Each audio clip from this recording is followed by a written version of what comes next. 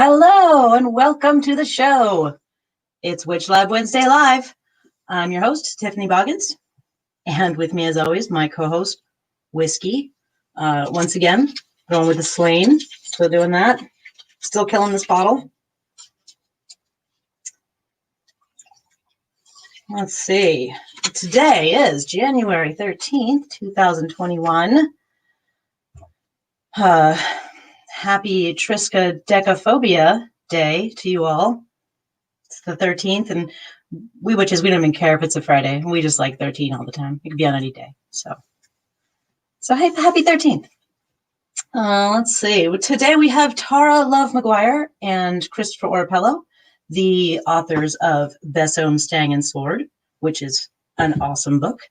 We're going to be talking to them in a little bit. Let's see. What else is going on? New moon, right? New moon, good time for setting goals, intention work, shadow work, divination. It's that time to start creating, putting those seeds where you create your new habits and your new intentions and your new, your improvements for your life. It's a really positive way of saying getting rid of that old shit. So last Wednesday, right, we talked about the idiots storming the Capitol building. And I'm going back and forth on like Trumperists, because they're like Trump terrorists or like idiot-orists. I don't know. Either way, terrorist is in there, and idiot is in there, and Trump is in there. We talked about that last Wednesday. So this Wednesday, Trump, the proceedings for impeachment have started. He's technically been impeached by the House as of today. That is some rapid shit for the government. I'm impressed. Usually it takes them for fucking ever. Yeah, I know we talked about what happened last week, and the footage is even worse. Like, I feel like we watched it that first day, and then watching it over and over, and that's just how fucking scary that whole thing was. 5 deaths came out of it. And like Mark said, when we talked about it last week, comments, I'm sorry, I'm completely ignoring you guys. Like we talked about last week, Mark was like, Trump started that shit, he called for it. Well, he did call for it publicly to the point where even his Republican buddies are like, no, dude, no. So 10 Republicans flipped in the House to impeach. Fucking sweet. I actually have the 232 to 197 votes. Yeah. Oh, shit. Realizing I never sent my link to my guests. Let me do that real quick. And Tara and Chris, if you're watching right now, it's coming. I promise, like right now. Come on. Here we go.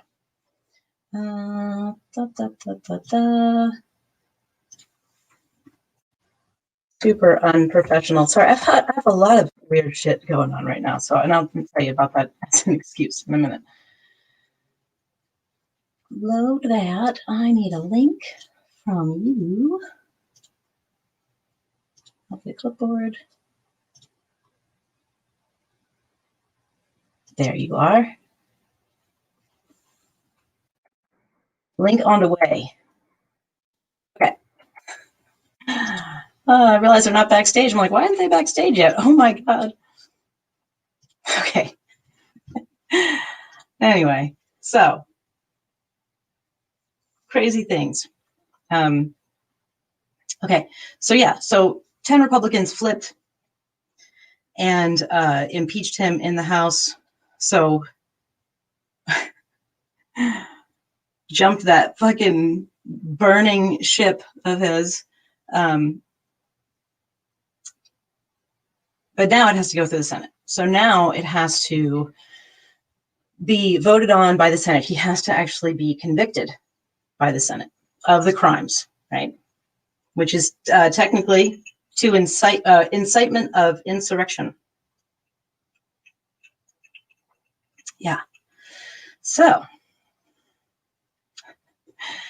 yeah, 10, it should have been all of them. I agree. 10 is not enough, right? Also, hey, Chrisanne Lane, how's it going? Hey, Rachel, Tara, Rachel Mitchell, Andrea, Marcy. Just going to go through all this now because I feel like I jumped in real fast. Again, I've had a really weird day. Pretty much been doing things up until I pressed record. Joe, Amber, did I say Marcy? Marcy Ann, I'm saying you twice because I don't know if I did.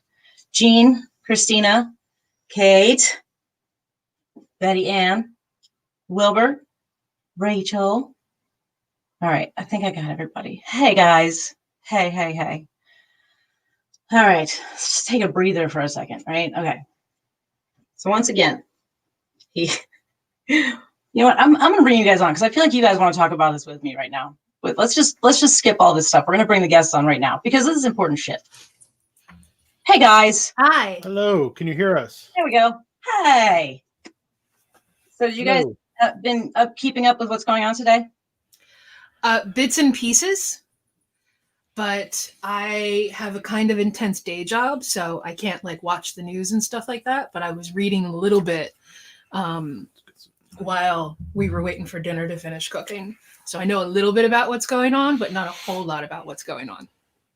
So I kind of want to talk to you about it because I want to talk to somebody about it, not at the camera, because I feel like this is more human. Yeah. So, ladies and gentlemen, this is Tara Love Maguire and Christopher Orapello, who wrote, again, books, Best I'm Staying and Sword, and they are co-hosts of the podcast Down at the Crossroads. Welcome, friend. Hi. Hello. Thank you for having us. Sorry for the manic start and introduction of this whole thing.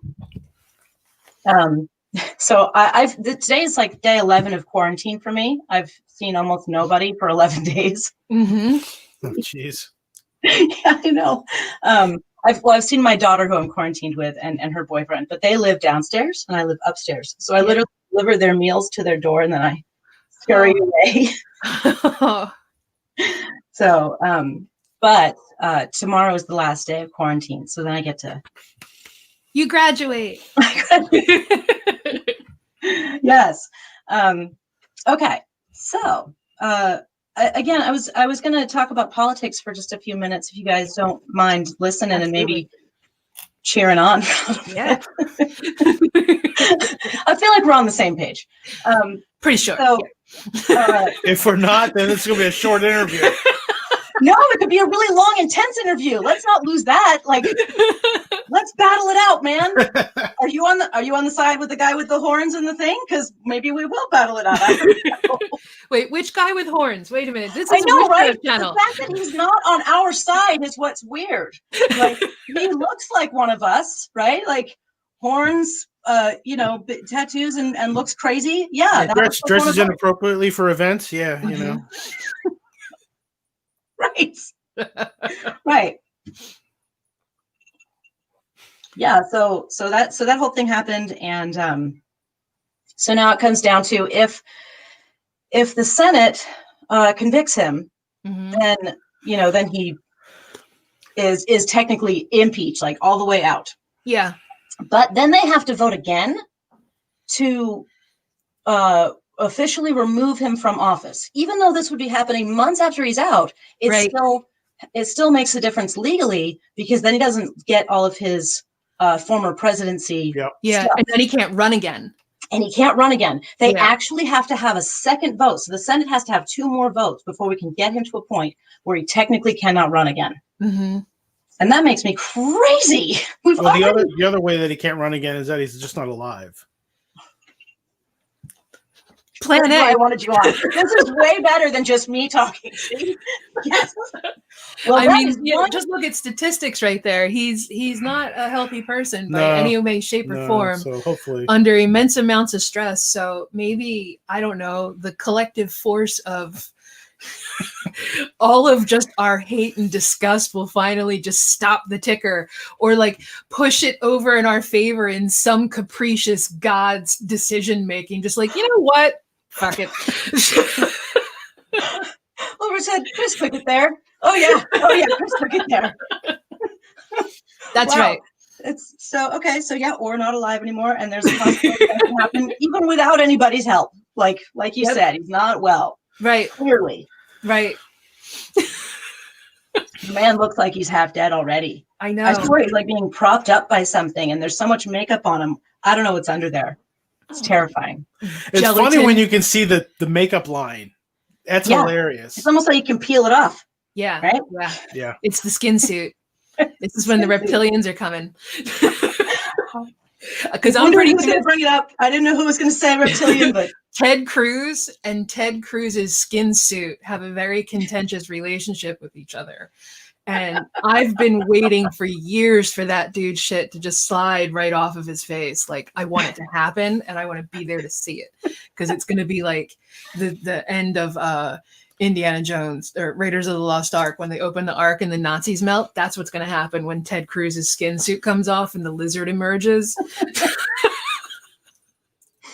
Sorry. I want Sam Raimi to do the makeup for this. That's what I want. I want to see that. Yeah. I have my own version of quarantine that's making me very squirrely. Chris is the only person I see in person ever. I've been working remotely from my day job since mid-March.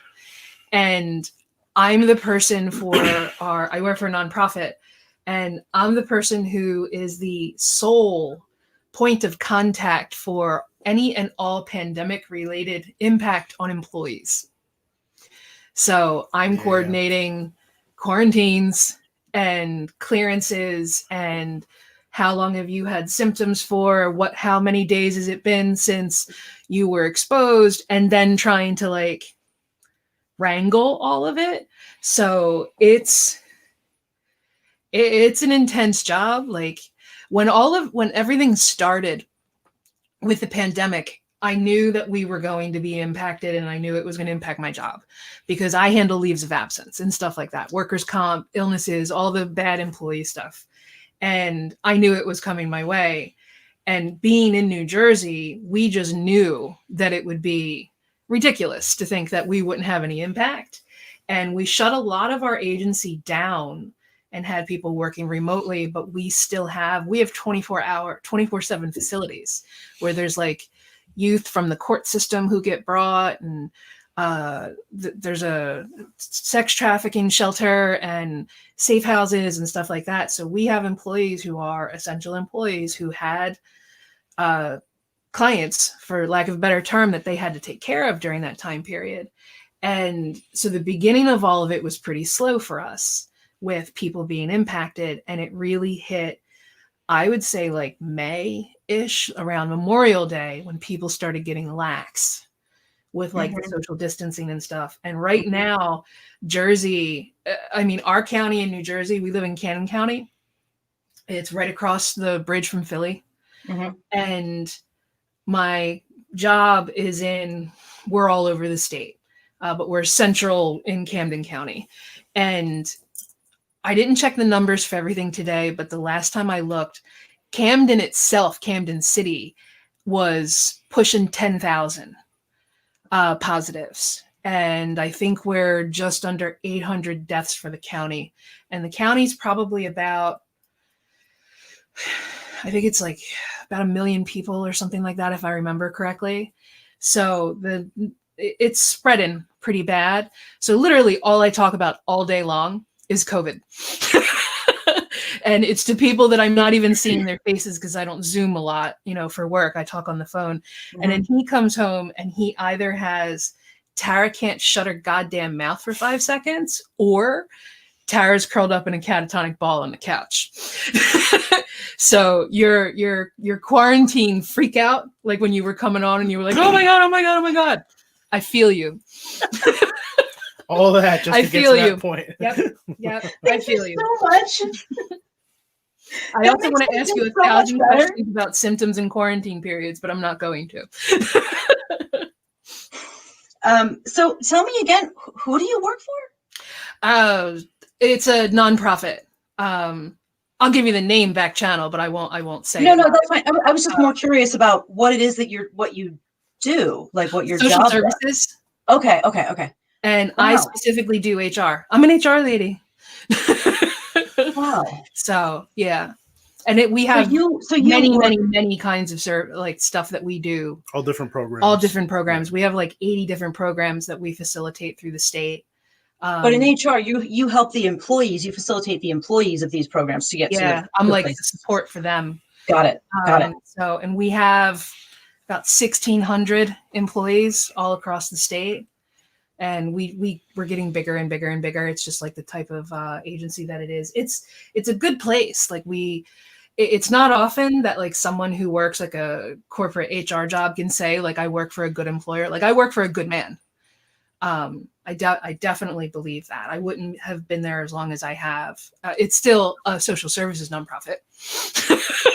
That comes with all associated drama and strife and low paycheck. But you weigh that against, do I want to work for a soulless corporation that makes parking meters? Community and the local community too. Yeah. And it's like local to here, and it does a lot of work in just our general area. So I like that.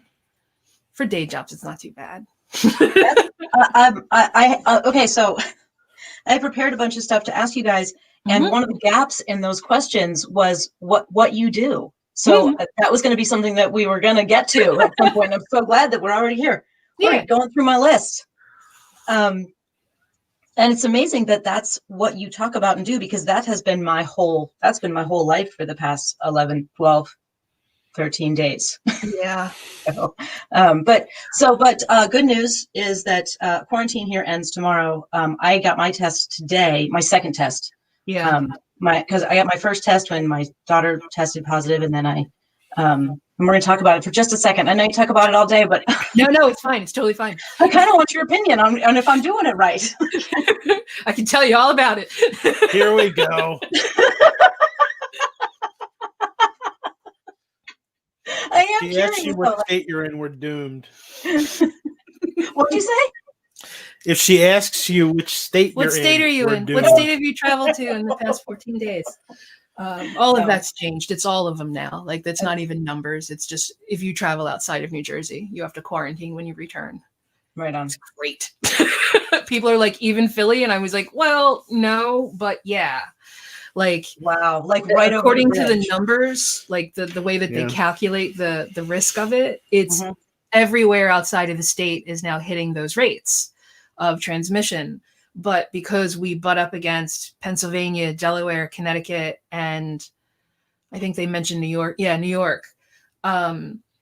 They say that like we understand, like the state government understands that a lot of people live here and work there, and you can't, continue to quarantine while you're traveling back and forth.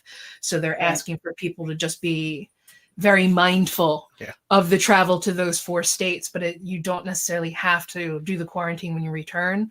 And it's always been a suggestion, not an order. Governor Murphy's very big on I don't give orders. Well, he's trying to respect, but still gets called it like a despot in like the comments. He's trying to respect people's civil liberties, but being like, "Yo, people, come on, exhibit some common sense, please." He calls people knuckleheads, and really? the comment sections on Twitter like lose their minds when he talks about people being knuckleheads. He'll say it like right in his daily like press briefing about what's going on in the state.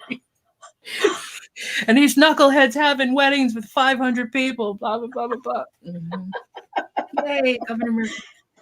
I feel like that's that East Coast attitude, though. Like, you can call people knuckleheads, even as a politician. Yeah. It's kind of funny. I fully support it. See? It's an East Coast thing. Because, I'm from New Jersey. Originally, I grew up Long Beach Island, Manahawkin area. And then moved to Philly for a while. But I love that East Coast thing. There's nothing like that here. There's no politician calling anybody knuckleheads. That's not going to happen. Wow. They're very tactful. Yeah. I've only been to Pittsburgh like twice. Once I was like high schoolish age, and then another time I went.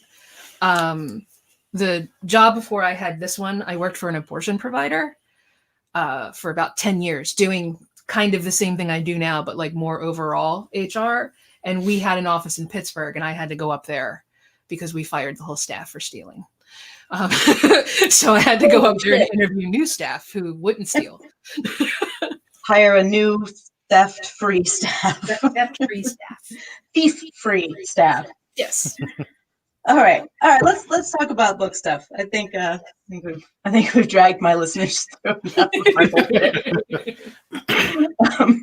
Okay. So let's see. What else? What are we talking about now? I already introed you guys. That was terrible. Yeah. You guys are my first couple guest. Like two people at once. Oh, nice. Yeah, this is pretty cool. This is the first time I've gotten to use the long screen side by side. Very fancy. Very fancy. Backstory, Tara and I, do you prefer Tara or Tara? Tara. Tara. I'm sorry. My friend here is Tara, and he keeps tripping me up. That's totally fine. So Tara and I know each other from a long time ago when I used to be a piercer in Philadelphia. She came to two of the shops that I worked at. I most likely pierced you many times. I know I've done your paperwork so many times. You did my labrae. Oh, I still have. I think you told me that. I totally forgot about that. She recognized my name from my ID because back then I took love out of my name when I got married the first time, and I changed because Maguire is my married name. It's from my first marriage, and I took love out when I changed to Maguire because I got sick of it. So you actually saw my old ID that had like my name spelled out. It doesn't look like that anymore. And we loved your ID. We used to talk about you all the time because you were one of our favorite clients and you have the very best name in the whole world. Like Jim used to brag about your name to our friends, just like in like the sweetest way. Like, she is so awesome and her name is this. And it was like, that's amazing. Yeah, because it wasn't Maguire at the time. It was Bangle. Tara loved Bangle. And yeah. we loved it so much. So, but anyway, so we know each other from a long time ago. Wow. So I didn't know Chris before this. So how'd you guys meet? You talk. Me talk. Years ago, I have this habit of creating groups and starting things. And years ago, I ran a group in South Jersey called the Marlton Witches Coalition. And we met weekly at Borders Books in Marlton, and we would always have presentations in the cafe area. What kind of year was this? Oh, geez. Late 90s, 2000. Okay. You and I met in 2001. 2001. Yeah. So maybe it was like 2000 it started. Went for like 4 or 5 years, the group itself. Yeah. But one of the women who went to the group worked with Tara. Oh, and she was like, you know what? You might be interested in this group. You probably would get along with the guy who runs the group. And she one night she messaged me online. Because she showed me your back in the your days AOL of webpage. He had an AOL webpage that had his senior thesis for his bachelor's degree for fine art. And it was the Burden of Beauty. And he had these beautiful sculptures that he had made that were creating horribly dangerous environments for the people who would wear them. Like cages that fit over your head and kind of had really sharp needle stuff that came very, very close to the wearer. And there was a necklace that was made of razor blades, garnets or bloodstones or something set in. Bloodstones and razor blades. Yeah. And lots of cagey, pointy. I'm gonna myself for just 1 second. Mm-hmm. Oh, doggy.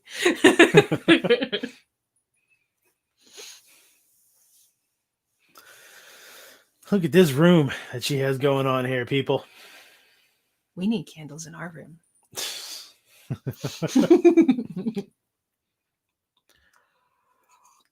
Okay. So I ran this group and so I have a question. So you were researching him and you found that he made these big sculpture things? Yes. I remember those sculpture things. I remember what you're talking about. I've seen those. Have you seen stuff like that? Because you had like a... I might have seen yours because it was local. When I saw it, it was when I was before 2000, like living in. Yeah. But 'cause anyway, had so what the- you're saying Well, sounds so I- sweet. Well, I graduated Rowan University in 2000, and that's when my senior show was in like yeah.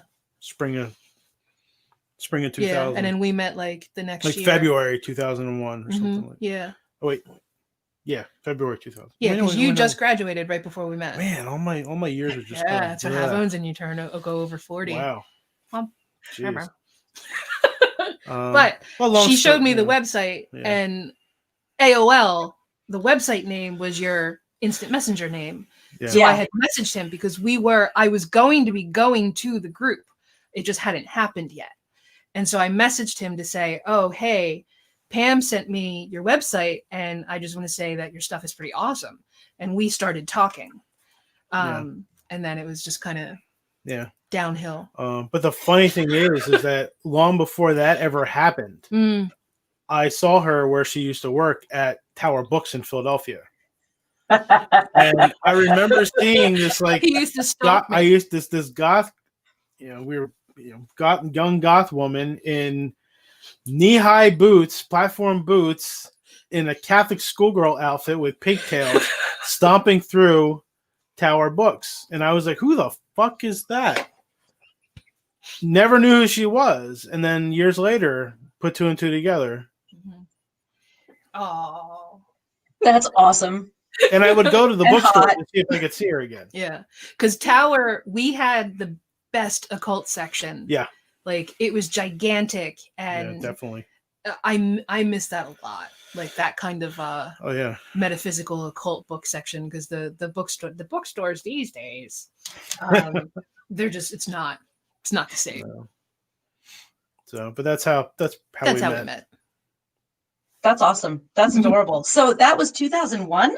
Yeah, Which means you guys have been together for 20 years. Almost. Yeah, we just got married in 2018. Right, but you've known each other now. Oh yeah, and, you know. yeah. We're just together this entire time. And we've been living together for, while. I forget. I mean, I was living. Well, how that initially developed is that I moved into the apartment building that she lived in, so we had separate units in the apartment building. It was wonderful. It was great. So we had our own space, but we were like right down the hall from each other, and two bathrooms because of it. That's lovely. And my mom died in 2004. Yeah, and then it and was shortly just my after brother that, and I moved in. Yeah, my brother and I lived together until like 2005, 2006, and you moved in right after. Yeah, it was just moved out, economically practical, and because he wanted to move out, but she wanted to stay nearby. I didn't want to move in with my brother and his friends because it Well, was there's going to be that. like friggin' Wendy and the Lost Boys, and clean up after my brother was one thing. Like we're related, that kind of has to happen, but I ain't cleaning up after your friends either. So this isn't so how this is going to go. So we were living together for close to 13 years before. Wow. Before we even got married. We're old. Scandal. We're old. That's adorable. I love your whole story. I think it's awesome. Thank you. All right. So at what point did you decide that you were going to write a book together? How did that come about? Wiser contacted me. Judica reached out to Chris and said, "Hey, yeah, I love your work. You have any ideas for a book?" And he was like, "Do I?" Yeah, because I did. I had the title already and the idea for the book. What work was she referring to when she said, "I love your work"? Because for those of you not in the know, if Judica Eels reaches out to you and says Wiser is going to publish a book of yours, that's like a moment in the occult world. Like that's Judica Eels, as in like 5,000 spells, like the biggest spell book in the world. Like the woman is amazing. I love her intensely. And then Wiser being, in my opinion, the most, I hate to say this word, but like legit publisher, right? Like Llewellyn's cool, but Wiser is better. Yeah. Wiser is pretty Wiser's amazing. always had a different air to it. Yeah. It was less. And I mean, I'm not talking about like small independent publishers like Scarlet Imprint or anything like that. I'm not counting them in this. I'm just saying, like in the big guys, Wiser is legit, man. That's where you go to get like the old Peter Carroll books and old Crowley books. Like that's where you go for like the meat of stuff. And you guys just got contacted by them. Yeah, well, because like I mean, at the time, had the podcast for a while. I was selling actual metal bronze pieces through Hex Salem Mhm. and Hex New Orleans. Yeah, you sent them to both. At the time, and because of that, when Christian Day was having Hex Fest down in New Orleans, they had a table for the store and they had the statues there, so they drew a lot of attention. And then not only that, but around that time too, I had blurbed one of Byron Ballard's books that Judica also blurbed. So I guess she was starting to see my name in places And the blog posts. and the blog posts. So she checked out And the the show. website. So she's like, well, this guy has a name for him. I mean, because And he show. contacted me. So she's like, this guy has a name. People are liking his stuff. He's doing something different. He can write. So, hey, and she reached out. And the book idea that I had, which is Besom, Stang, and Sword, I knew I couldn't necessarily write it on my own because, like, Tara is more into the herb stuff. Like I knew it would be an interesting blend between the two of us. And since we were doing the show together, I was like, hey, let's see if we can do this. Yeah. Yeah. Yeah. Yeah. Yeah. You guys talk a lot about your tradition, your specific tradition. Blackthorn tradition, I believe. Is that what it's called? Black Tree. Black Tree. That's what it is. I'm sorry. It's been months since I've read it. That is okay. But you know what? It was actually this was our first book club book that we chose when WitchLab started a book club, which got all of one meeting before COVID hit. Oh, no. Oh, man. It was one. We got one meeting. We had the Oh. February meeting and then nothing. No, we might have had 2 meetings, but that was our first book. And we spent 2 meetings on this book and it was awesome. So, but anyway, so give us a rundown of why you wrote the book. Like what's the message of the book? Well, you want me to answer? You started it. Okay. So the book honestly grew out of Tara and I, like we said it before, we met in 2001, got married in 2018. So we've been together at this point for 20 years, roughly, 20 years. It's going to be 21 or 20 years in June-ish, May. But the thing that a lot of people are actually really surprised by is that even though we've been together for that long, we never really practiced together. Not until 2014. Yeah, not until the spring of 2014. That's a big gap. Yeah, and that was That's because really interesting. Yeah, we had very different paths. Yeah.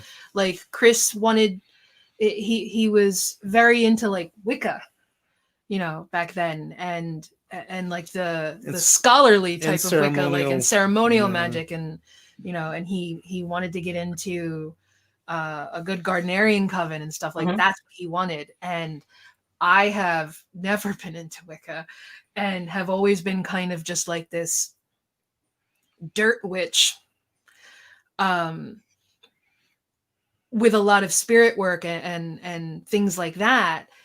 And then I had a 13-year-ish foray into Haitian voodoo, which I stepped away from very specifically because I was being extremely appropriative about it. It's very dear to me to this day. Like I still have relationships with my spirits, but I don't call myself a voodoo sant anymore because I never joined a house. I never had any intention of initiating. I just kind of went into it and said, this is what I want out of it, and that's okay. And at a certain point, I realized that it wasn't okay. So I stopped. And I'm very vocal about it too, because I think people need to be. And that's not to say that, Haitian voodoo can't be for anybody. But you have to want to be in it. It's an initiatory tradition, and if you want to practice it and be respectful for what you're doing, then you got to do it right. So I stepped away from calling myself that, but that was 13 years of study that I had. Like I wasn't just a dilettante. I to this day have a whole lot of voodoo books and things that I've collected over the years just about it and like read very much all over it. So that influenced me, and like just the dirt witch thing had always influenced me, and hoodoo, with the H was also a big thing for me. So I was very much a visceral kind of witchcraft, and Chris was very much a ceremonial type of witchcraft. That is a really good way to put that.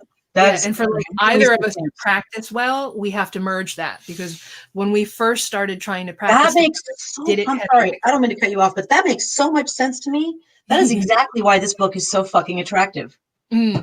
Keep going. Sorry. We want that kind of thing to it. Like they can't stand alone. They need both. And like when you boil witchcraft down to its very, very barest essence, in our opinion, you know, our words, our feelings. You boil witchcraft down to its very barest essence, and you strip it down to its elemental existence, and that is the sixfold path. Those I can't talk tonight. Those 6 things. Welcome to live. Right?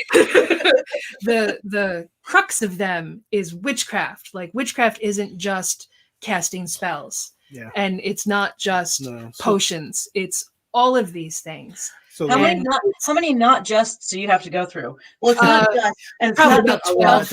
It's not just. It's a nice hefty paragraph. Yeah, and then everybody's like, "Yeah, but," and I'm like, "Listen." You know, because it's like we wanted to through explore, because I think combined we might have like 60 years, 65. Depends between the two of us. Like I'm pushing 30 years of practice. But it's like at this point, I think we can bring 30. Context to witchcraft, and we wanted to do what everyone's afraid to do, and define it. Bring it into context, give it an explanation, talk about it, put it in, find what it means. Without the cultural trappings. Without the religious trappings, because, you know, come down to it. And that's how we developed the 6 paths of it, you know? So it's like part of the book was defining witchcraft and being like, you know what, this is what it is. You don't need all these other things. Yeah. You can have them if you like. Obviously. But, right.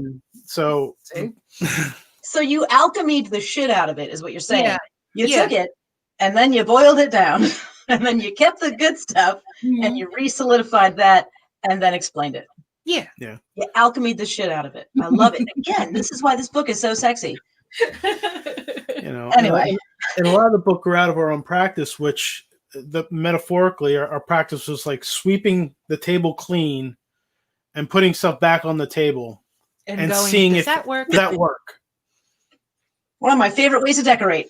You know, it's like, does that work? All the shit and start with what's important. What's the most important thing I can't live without? And then what goes on the sides of that? That's how we build an altar. And like the ritual, the ceremonial leanings in me wants a ritual space. So like that's kind of how the altars ended up being at the outsides of the working space. Because we were like, this altar originally was in the middle, and it was just in the fucking way all the time. So we were just like, you know what? It's not that it's an original idea to push to the edge, but we pushed it to the edge.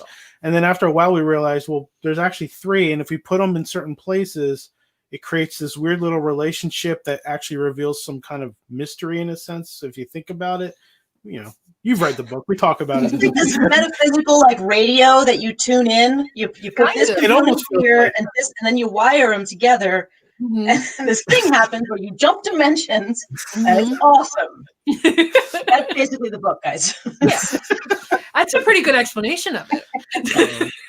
But yeah, so it really grew out of our developing practices, and I mean, even now, I think by the time we got the book done, a lot of things were kind of locked into, not locked in that they're never unchangeable, but that they really found themselves enough to where we were actually able to put a book together about it. You know, I think the book obviously misses some of the initiatory type things. Well, yeah. But anyway, you know, like we wanted to bring something different to people. We wanted people to have something that they can read and get into and learn about witchcraft and learn about a type of practice that is very different, but has something new to offer the world. Because one of the other angles was that one of my pet peeves was the modern practitioners being led to focusing on ancient cultures and ancient lands and completely ignoring where they live. Yes. And I was just like, Yes, the whole local spirit thing, you are working with the local magic, what you've got right here, right now, was such a huge focus of the book that was really veered from the path we'd all had before, Yeah. right? Because it Yeah. was like whenever anybody got into like fledgling pagan or fledgling witch, like the first thing that you would always read in like these books that came out in the 80s and the early 90s where Wait, you guys need to read this real quick. Look at this. what's that? Chris Ann Lane says, Bedtime Uh-huh. Stang and Sword expanded my idea of what witchcraft was so much. Oh, thank you. That's what I'm saying. That's, yeah.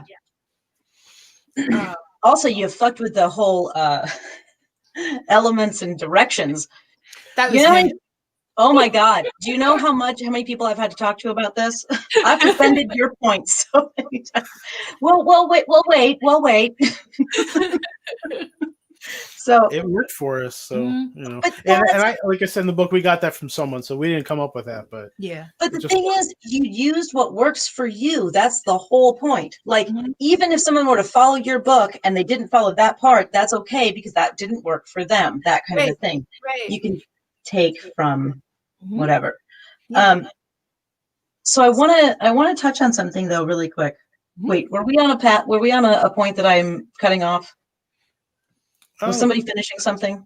it's the book I don't reason for remember. writing it. No, we got through all that. Yeah. Well, Okay. Well, then I want to talk about something that you guys said earlier, which is that you both had a weird thing about the lack of initiatory stuff in the book. No, not a weird thing about it. It's just the book doesn't have because like Black Tree is an initiatory tradition. So the book isn't specifically about Black Tree, but we talk about Black Tree in it. it's like a Oh. Okay. I see. peripheral Yeah. factory type stuff. Yeah. So there's just stuff that that you learn in initiation into the coven that isn't in the book. This is actually what I want to talk about.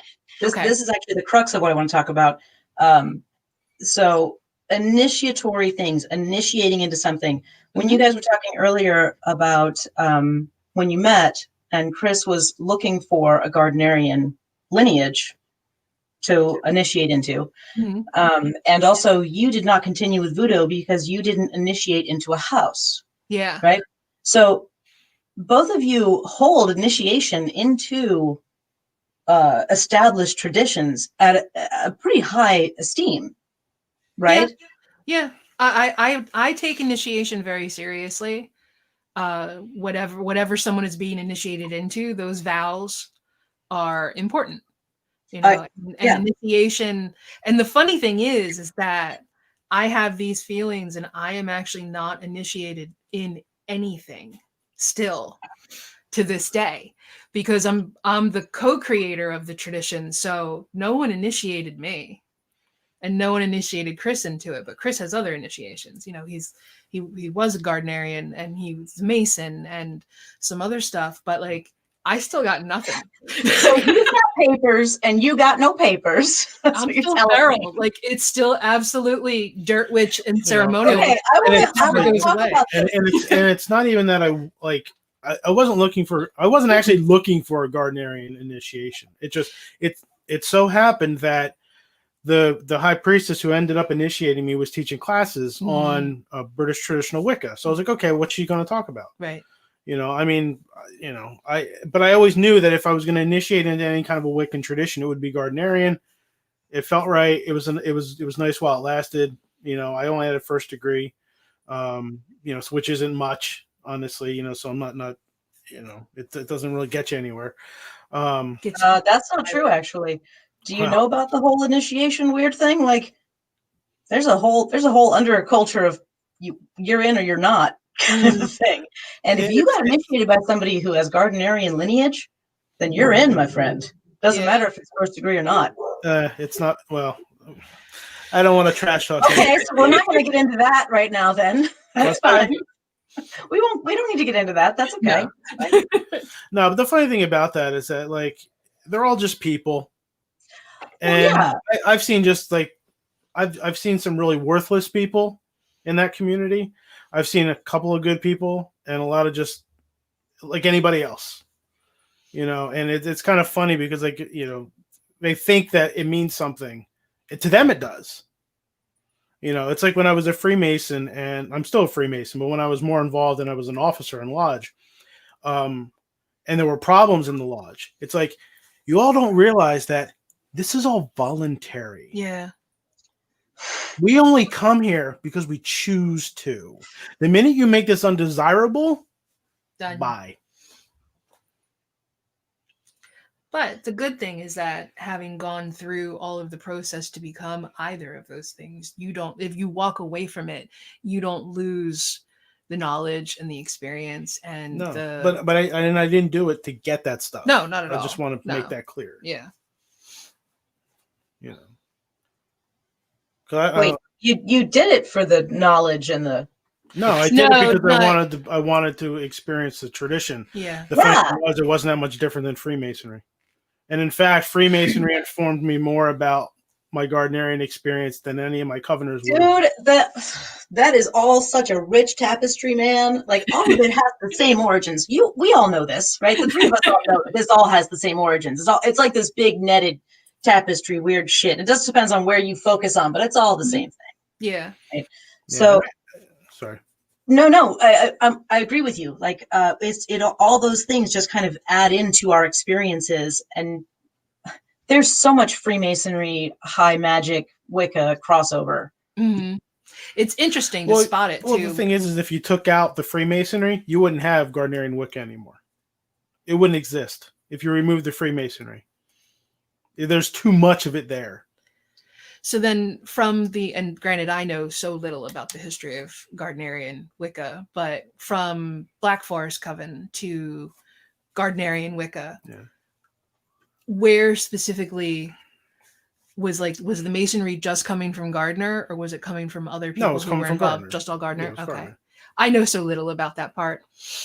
I tune out. And this is, and you know what? Someone might be crying. The things. No, it's not.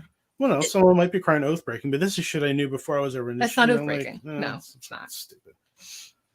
Oh, I like having a couple on. This is fun.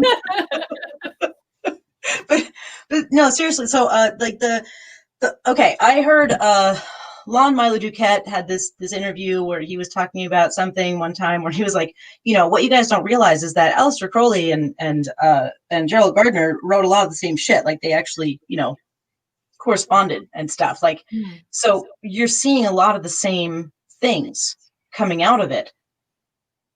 Wicca, I feel like, has all of those things. It's like a. Yeah, well, like, it was the original eclectic witch. That makes sense. I mean, OG eclectic. I mean, as far as I was concerned, even before, is that like traditional Wicca was Gardner's version of the OTO. Booyah! That's what I'm saying. With Margaret Murray sprinkled all over it. Okay. What it was. Okay, so to break some things down, Black Forest is the original coven that Gardner came from. Margaret Murray was his high priestess, yes? No, Margaret Murray wrote the book, The Witch Cult in Western Europe. Okay.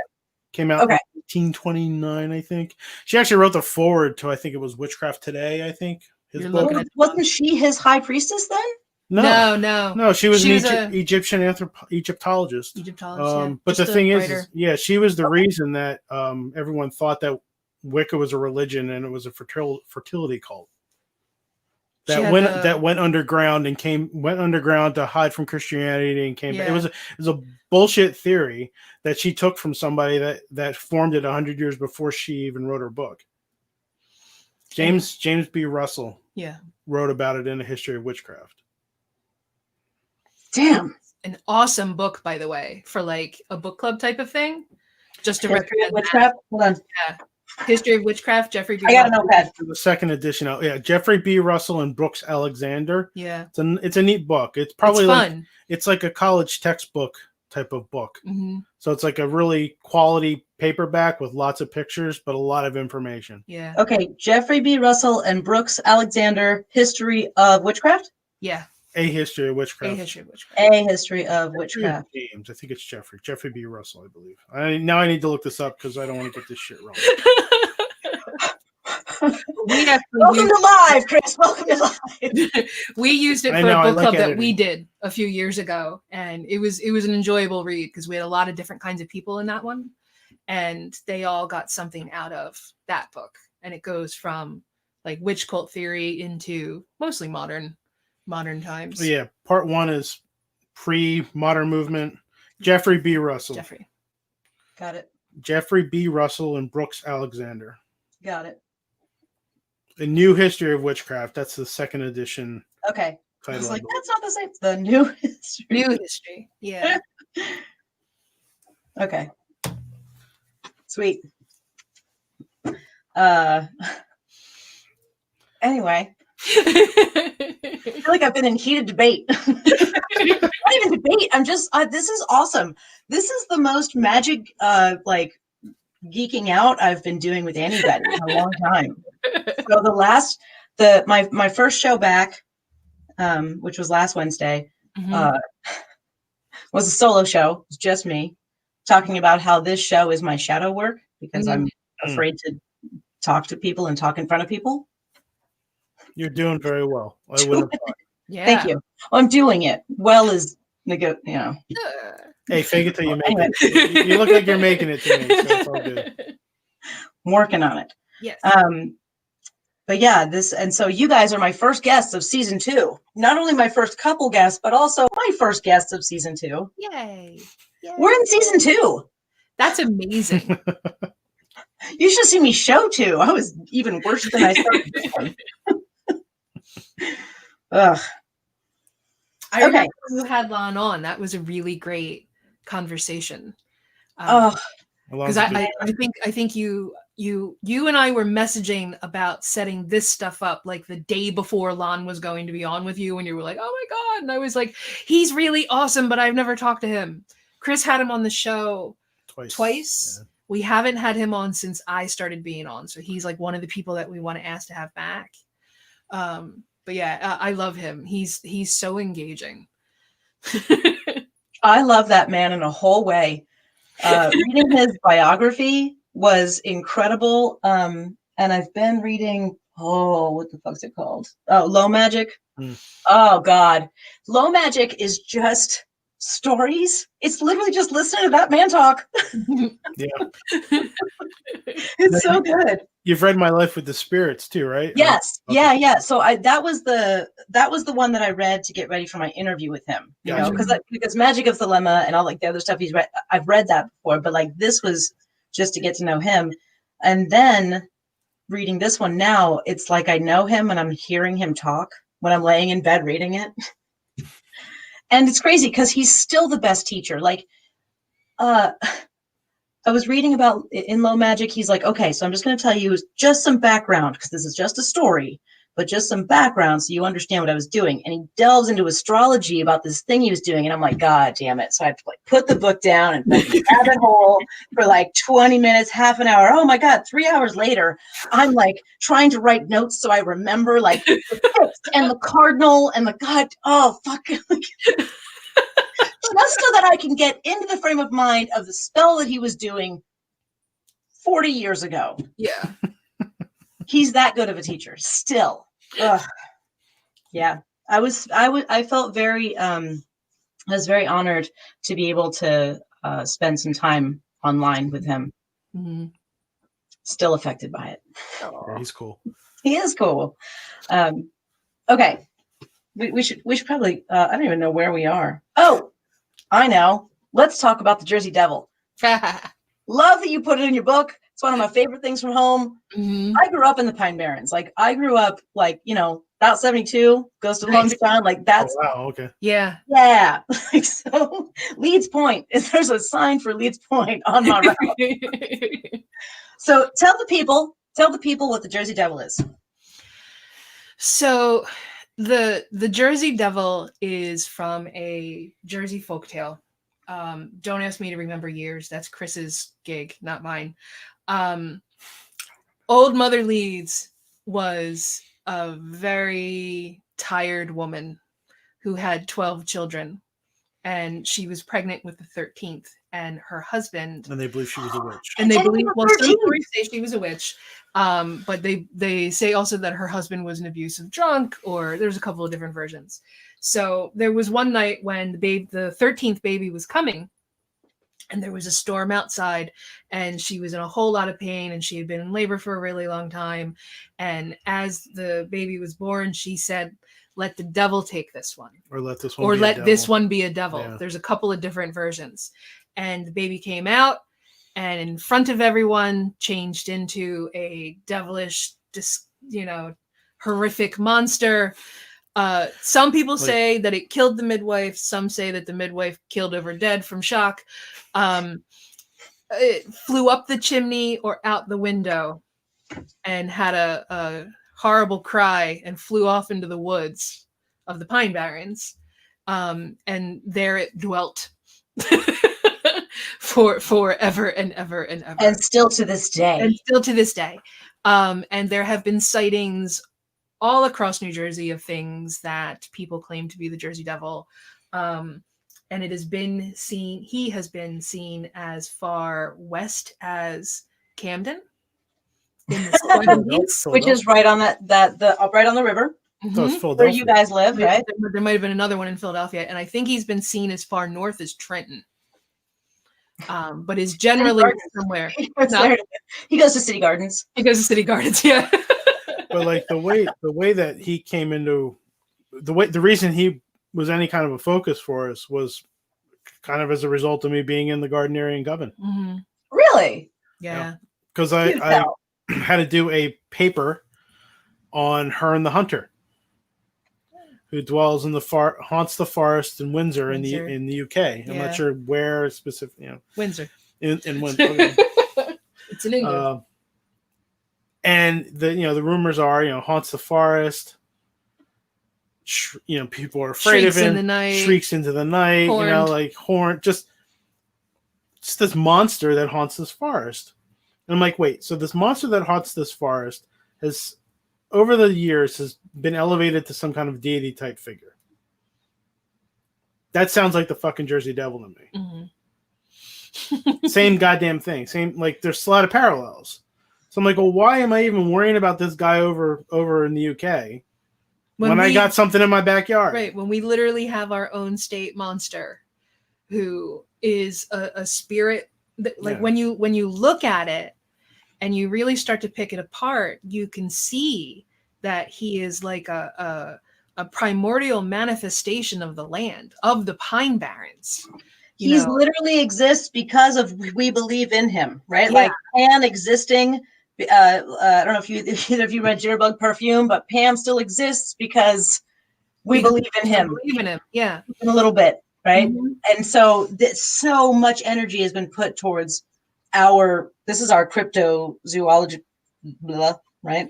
Cryptid. Yeah. And you know what? Herne doesn't have his own hockey team. Is there even a hockey team? Sick burn. Does England have a hockey team? A nice hockey team? I doubt it. They play cricket. I don't know. Rugby and cricket. Anyway. Okay. But it was that realization that, because there's that whole folklore. There's that whole folklore focus in traditional witchcraft, and when we started putting two and two together with the Jersey Devil and local cryptids and monsters, it's like, well, and stories of the land, it's like these are all manifestations of the land.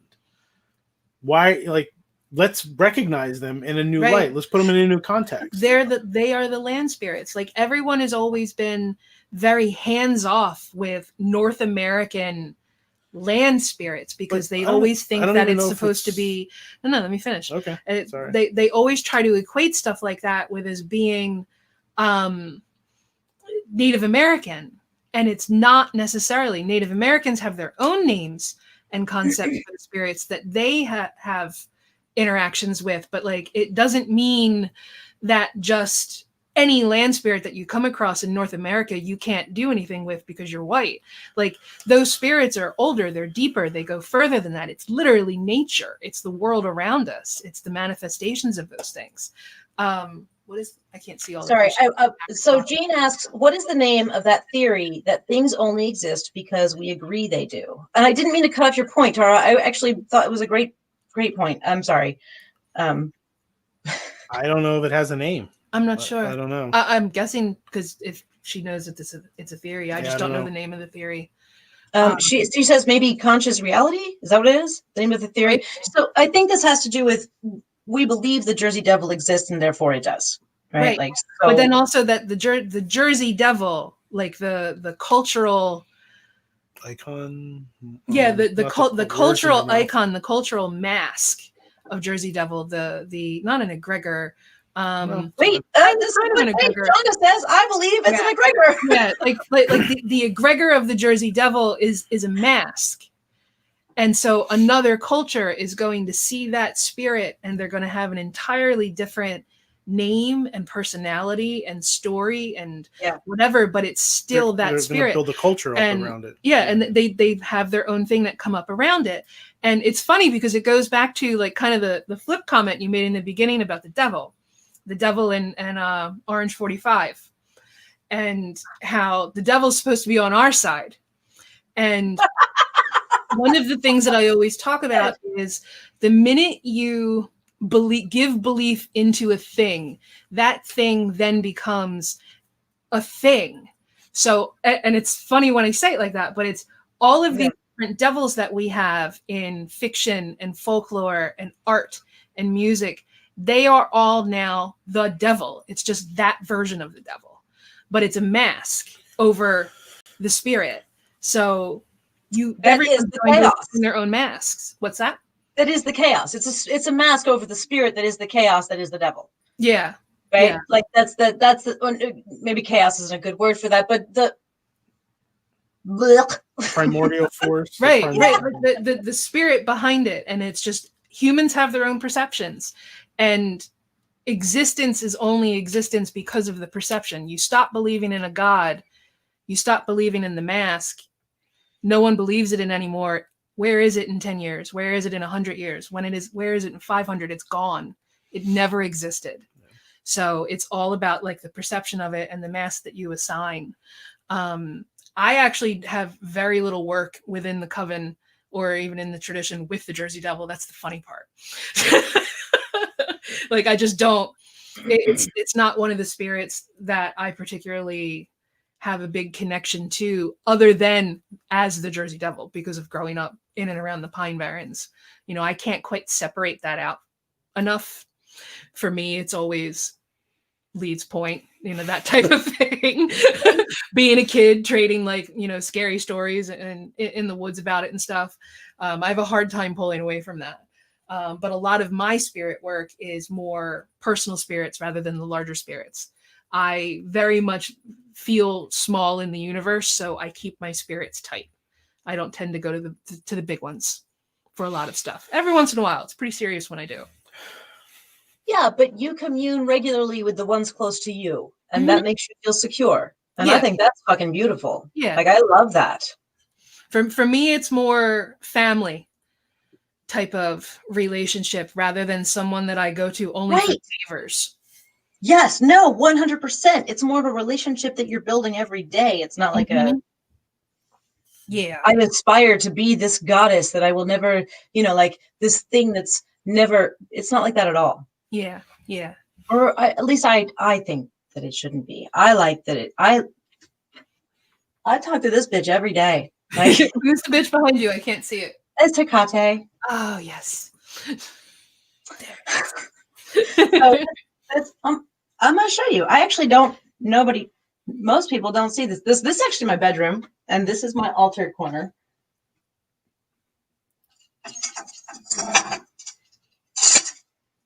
There's lots of things on her. Nice. Yeah. Nice. I love this is just one Hecate. I know there's a million of them. I've never seen that version. Yeah. This is a really good one. Oh, I can't remember his name. But I can't get a wholesale account with him. Oh no. But I love his work and I would love to sell his stuff. Mm-hmm. But yeah. Yeah, we have one sitting right here. with her. She's just holding the two torches. You got it. And Oh, the hounds. let's see what you got. What do you got? It's Hecate show and tell. She's a little dusty. It's a little dusty. Good. That's the way it should be. It means it's been there a while. This is the one by, I think, Oberon. I know No, that statue. Yeah. I know that statue. Yeah. Yeah. That's a good one. I love that one.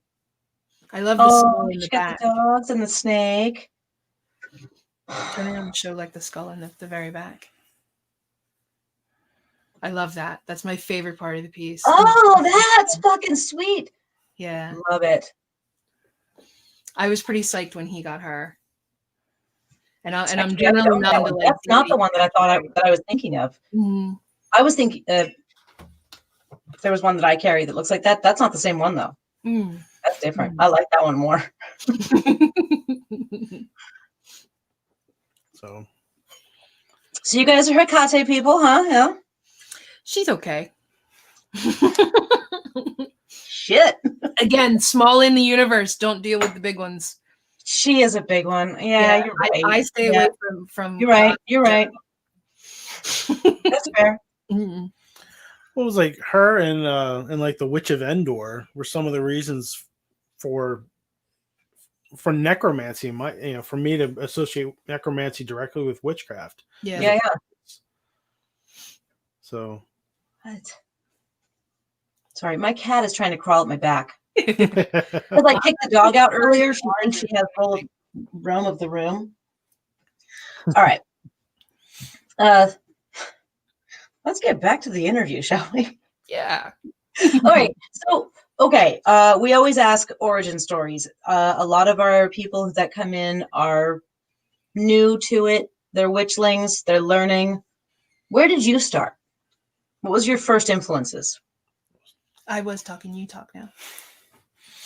My first witchcraft book was, I may have talked about this a lot, but my first witchcraft book was Earth, Air, Fire, and Water by Scott Cunningham. I was 11. I think it was a little older than that. Probably like 13, 14-ish. I was going to say 11's crazy cool. Well, like I was wandering around Walden Books and I came across the metaphysical section and I saw the book and I was like, what? I was like, whoa, magic is real? Like I thought it was just something that you would see in movies and in stories. And I was just like, holy shit. And ended up getting, Earth, Air, Fire, and Water by Scott Cunningham. Used to do some spells from it. Put it down. But I was always into like the paranormal and the occult. Because as a child, I thought I saw a ghost as a child. So that always that really opened my... How many times is that people's origin stories? Like some weird shit happened to me when I was little, and I know there's something else. I mean, I thought it was my grandfather, visiting me over a series of 3 days. There was like a white figure that would stand in my doorway. And I thought it was a ghost. And it piqued my interest. So I was always into the paranormal, into ghosts. And I was always like, ooh, Satanism, like, ooh, ooh. So then, and then I came across Scott Cunningham's book and I started down that path. I didn't get much at that point, book-wise. I just did some spells from his book. And it was honestly, when the movie The Craft came out, it reignited my interest in that stuff. So then I found my local New Age store and I started buying more books. I love how fiction often reminds us that we are witches. Mm-hmm. I swear, Mist of Avalon reminded me that I was a witch. Mm. I read it, because I discovered witchcraft when I was like 15 or so, and then I read it and I was like, I don't know, maybe 18 or so, and I was like, oh right. It's who we are. It's sexy to us. It's who we are. It's what we like. It's what we want. It's who we want to be. It's who we are. When we were like really into Black Tree and forming a lot of that stuff is when we interviewed Mallory Voudois for the show. And I learned more about Naples, Italy and some of the practices there, which my grandmother was Sicilian. My grandfather was from Naples. So like that's in my I hate these kinds of stories, but that's in my blood. But the weird thing is that this inclination to trance work and necromancy, and I was just like, holy shit, that's actually a part of my heritage that I didn't even know about. But I was drawn to it. I was interested in it. It was just a thing. And I was just like, that's crazy. And you'd always been kind of like meh about the Italian side of your heritage. Well, because until you it just found out. it was never really, it's Coming from Jersey, it's kind of tough to swallow sometimes when you're not. Because it just becomes Jersey Italian, and like Just that's your Jersey. association with Italian. Yeah. you know. And she was telling him about like the folk practices that would happen in those areas, and it just his face was insane. He was like, I had no idea that it was like this. And I was like, I've been trying to tell you for years that there are things that you should learn about your heritage. Yeah, There's some cool shit, man. You should look at it. No, thanks. no, totally. Yeah. It just amazed me that like the blood knows kind of thing, like it speaks to you, like you just your blood tells you. Stop! You're gonna make me spit out whiskey. Sorry. But it's kind of crazy. It's just like, wow, like I can't explain that, but that's what happened with me, and it's still kind of Your blood pulls you. It just pulls you. it's weird. It is weird, but you know what? It's awesome at the same time, and it's reassuring. Yeah. It's kind of fucking cool, and synchronicity and all those things. Yeah. You're on the right path, my friend. Yeah. So I mean, in a nutshell, that's my origin story in a severe nutshell. But A severe nutshell. well, I mean, It's a really great big nut. Thanks for sharing your severe nut with us. Let's not go there. Why not? This is an adult show. I clicked the box. I only No share kids. my nuts to finish arguments. Oh God. Jesus God. I win every argument. Every argument. Every single one. All of them. Okay, we are totally derailing. People are also dying, by the way. And my mouse isn't working. There we go. Wait. All right. Whiskey up the nose is the worst. All right. That's the blood nose. Oh, I don't know what that is. Taco cheesecake? Emerald It's Thunder two what? beer steins. You should always have couples on. You should always have couples on. I agree. I need more people. Can you guys bring me more people? So. Yeah, I'm losing it a little bit. That's okay. So let's talk about social stuff. You guys do like the circuit, right? Like you guys travel to the conferences, the witch cons and things. Yeah, I mean, Haven't done a whole lot. We We've had didn't do opportunity, but I mean, we were just starting to though. I know. The pandemic. Like we went to prior to the book being written, we would go to FairyCon in Baltimore every year because that was always just fun, even though I could give a shit and about we fairies. would teach there. And we were teaching classes. Yeah, like fairies I include with gods. Like I don't fuck with fairies either. No gods, no fairies, fuck them all. Like I don't want any parts of any of those entities. It's just they're too much trouble. I want no parts. But we would go to FairyCon. A lot of our friends went. We'd have a good time. We started teaching. We're on the board for our local pagan pride, and we would also go to like the surrounding area pagan prides and stuff like that.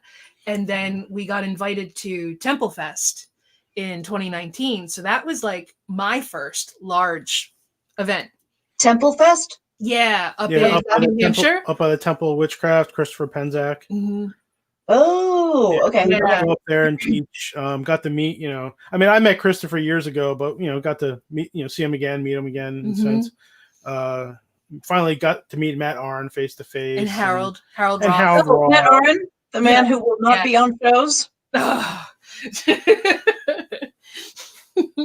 feel like I broke him with my email. Oh no. Fine. I'll talk to him in person. We'll be fine. Yeah. But yeah, we got to meet a bunch of people and hang out, and it was a really good experience. And we were lined up to go to Between the Worlds that was supposed to happen in like was it March? April-ish of 2020. That has since been postponed. We're still going to be doing that event, when it does happen. And we were doing smaller stuff here and there, but we never really went very far. Like, we didn't go to PantheaCon or anything like that, or much further away. Like, Temple Fest was the furthest we had gone. Not for any particular reason other than just the unwieldiness of travel, and our jobs and stuff like that, and the cats. It's hard to like travel a circuit when you have a job. Yeah. And you don't get paid for it, so it's everything's on you. You just have to want to do it. Mm-hmm. And we want to do a lot of things. We just can't do all the things. So, but it's an investment of time and money just to do it. Yeah. Oh God. Yeah. So you guys had agreed to come do the dark market. You agreed to teach classes and have a booth and do things. That was one of the ones that we were looking forward to too.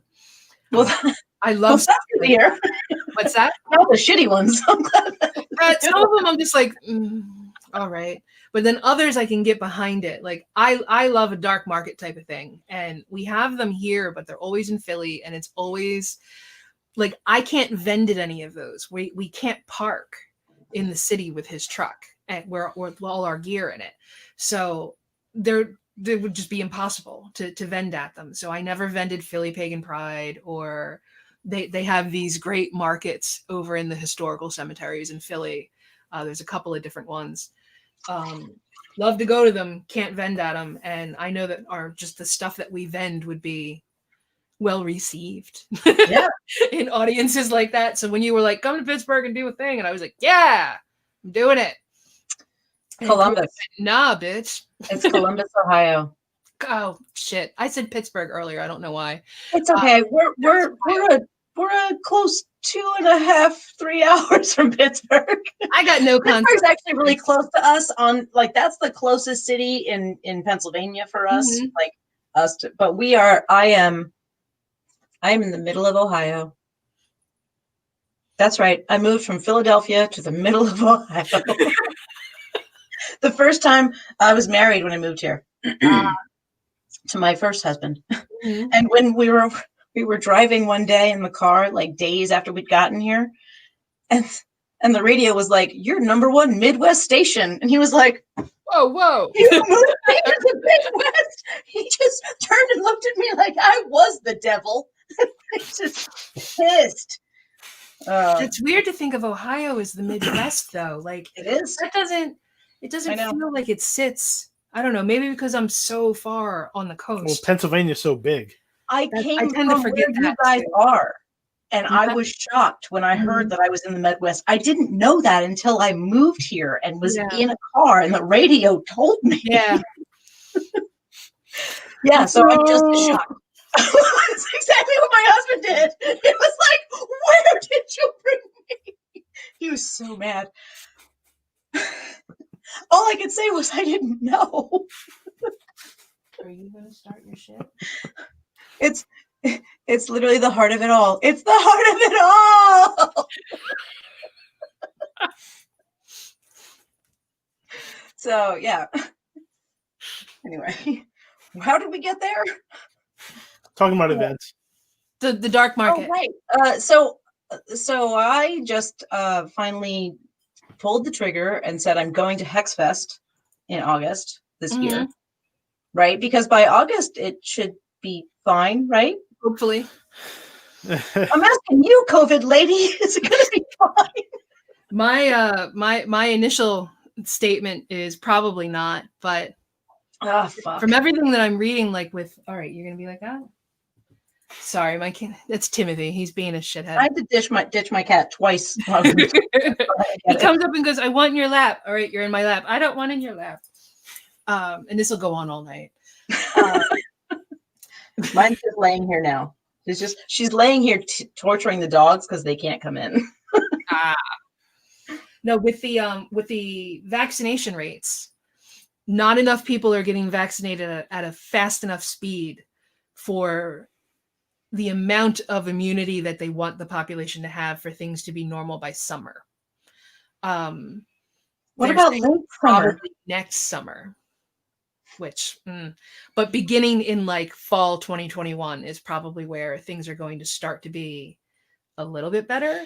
But with the Biden administration, they're going in hard from day one with better vaccine rollouts and ad campaigns and incentives and what have you. So hopefully more people will be getting them. It's understandable that people are concerned.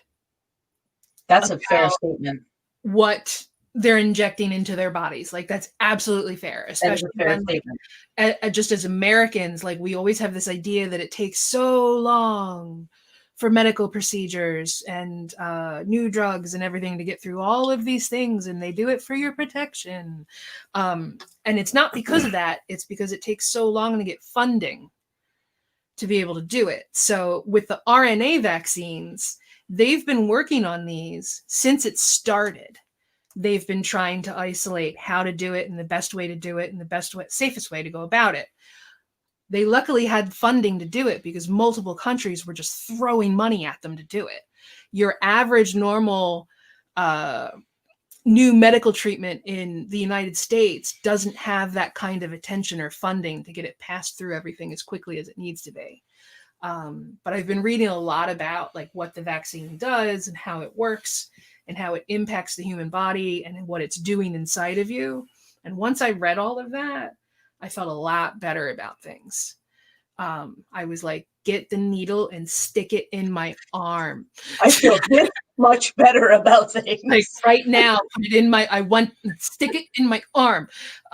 So we're registered to get it. We don't know when we're going to get told that we can get it, but we're registered for it. But like, I have people that I know who are medical professionals of high degree who say, well, I know somebody who got it and they felt sick. Yeah, asshole. Because it's teaching your body what to do. It's a vaccination. Sick with it. It's your body is going, oh, okay, you do that thing because your body's doing this thing. Okay, on it. Got it. And you're sick for a day or two, but you're not going to die like you're going to die from COVID. You know, you feel kind of rotten for a couple of days, if that. Most of the people that I've known who've gotten the vaccine thus far have had no side effect, just soreness from, I don't know, getting a shot in the arm. Arm's kind of stiff for a while. Yeah. I know that Mortellus got the first round. I know that because her and I talked about it, and she was really open about it. Mm-hmm. That she had headaches and she felt weird for a couple of days, but that again is like totally. I've heard a lot of people say I'm going to do it immediately, and I've heard people say I'm going to do it when it's my time, meaning I'm not up for the first round anyway, so I've got time to see if anything happens before it's my time, right? And then there's some people who are like, absolutely fucking not. Never. Yeah. And it's hard. Like I said, I understand why people are concerned, and I understand why certain communities are concerned as well. You know, a lot of argument about, not argument about it, but a lot of hesitant about it is coming from past occurrences. That's what I was trying to say. My brain just stuttered. Like past experimentation on communities who don't have the voice to fight against it, so they feel that they're experimentation on whether or not it's going to work. And so we're going to give it to all of the essential workers who are all mostly low paid healthcare workers who tend to come from Black communities. That's what I was going to Black and Hispanic communities, the people who work in nursing homes, the home healthcare aides, the nursing aide, the medical assistants, those people. And they come from cultures who have just been historically, across the board in this country, not treated very well by the medical community by any means, and considered to be expendable. So there's a lot of hesitancy from that. So now there's campaigns that are starting in places like Camden, where they're trying to like educate people. This is what it does. this is what's happening to you. This is the things that it's going to do Expect for you. these And please, things to happen. please get the shot, because it's going to do these things too. So hopefully when, like, again, Biden administration, like, slides in and goes, we got this, guys. We're going to help dig you out of this hole. Hopefully a lot of those things are going to help people feel more comfortable with getting the vaccine and not waiting for someone else to die from it first before they get it. Like, I would love to get it now. And, like, I'm flip about it where I'm like, put it in my arm. But, like, at the same time, I am high risk. And I don't want to die from COVID. I don't want to die of anything, but I don't want to die of COVID. But I'm over 40. I'm closer to 50 than I am 40. I'm sedentary life, because of this. But even before COVID, fairly sedentary life, overweight, not in shape, try to eat healthy, but don't do too good at it because of, again, pandemic.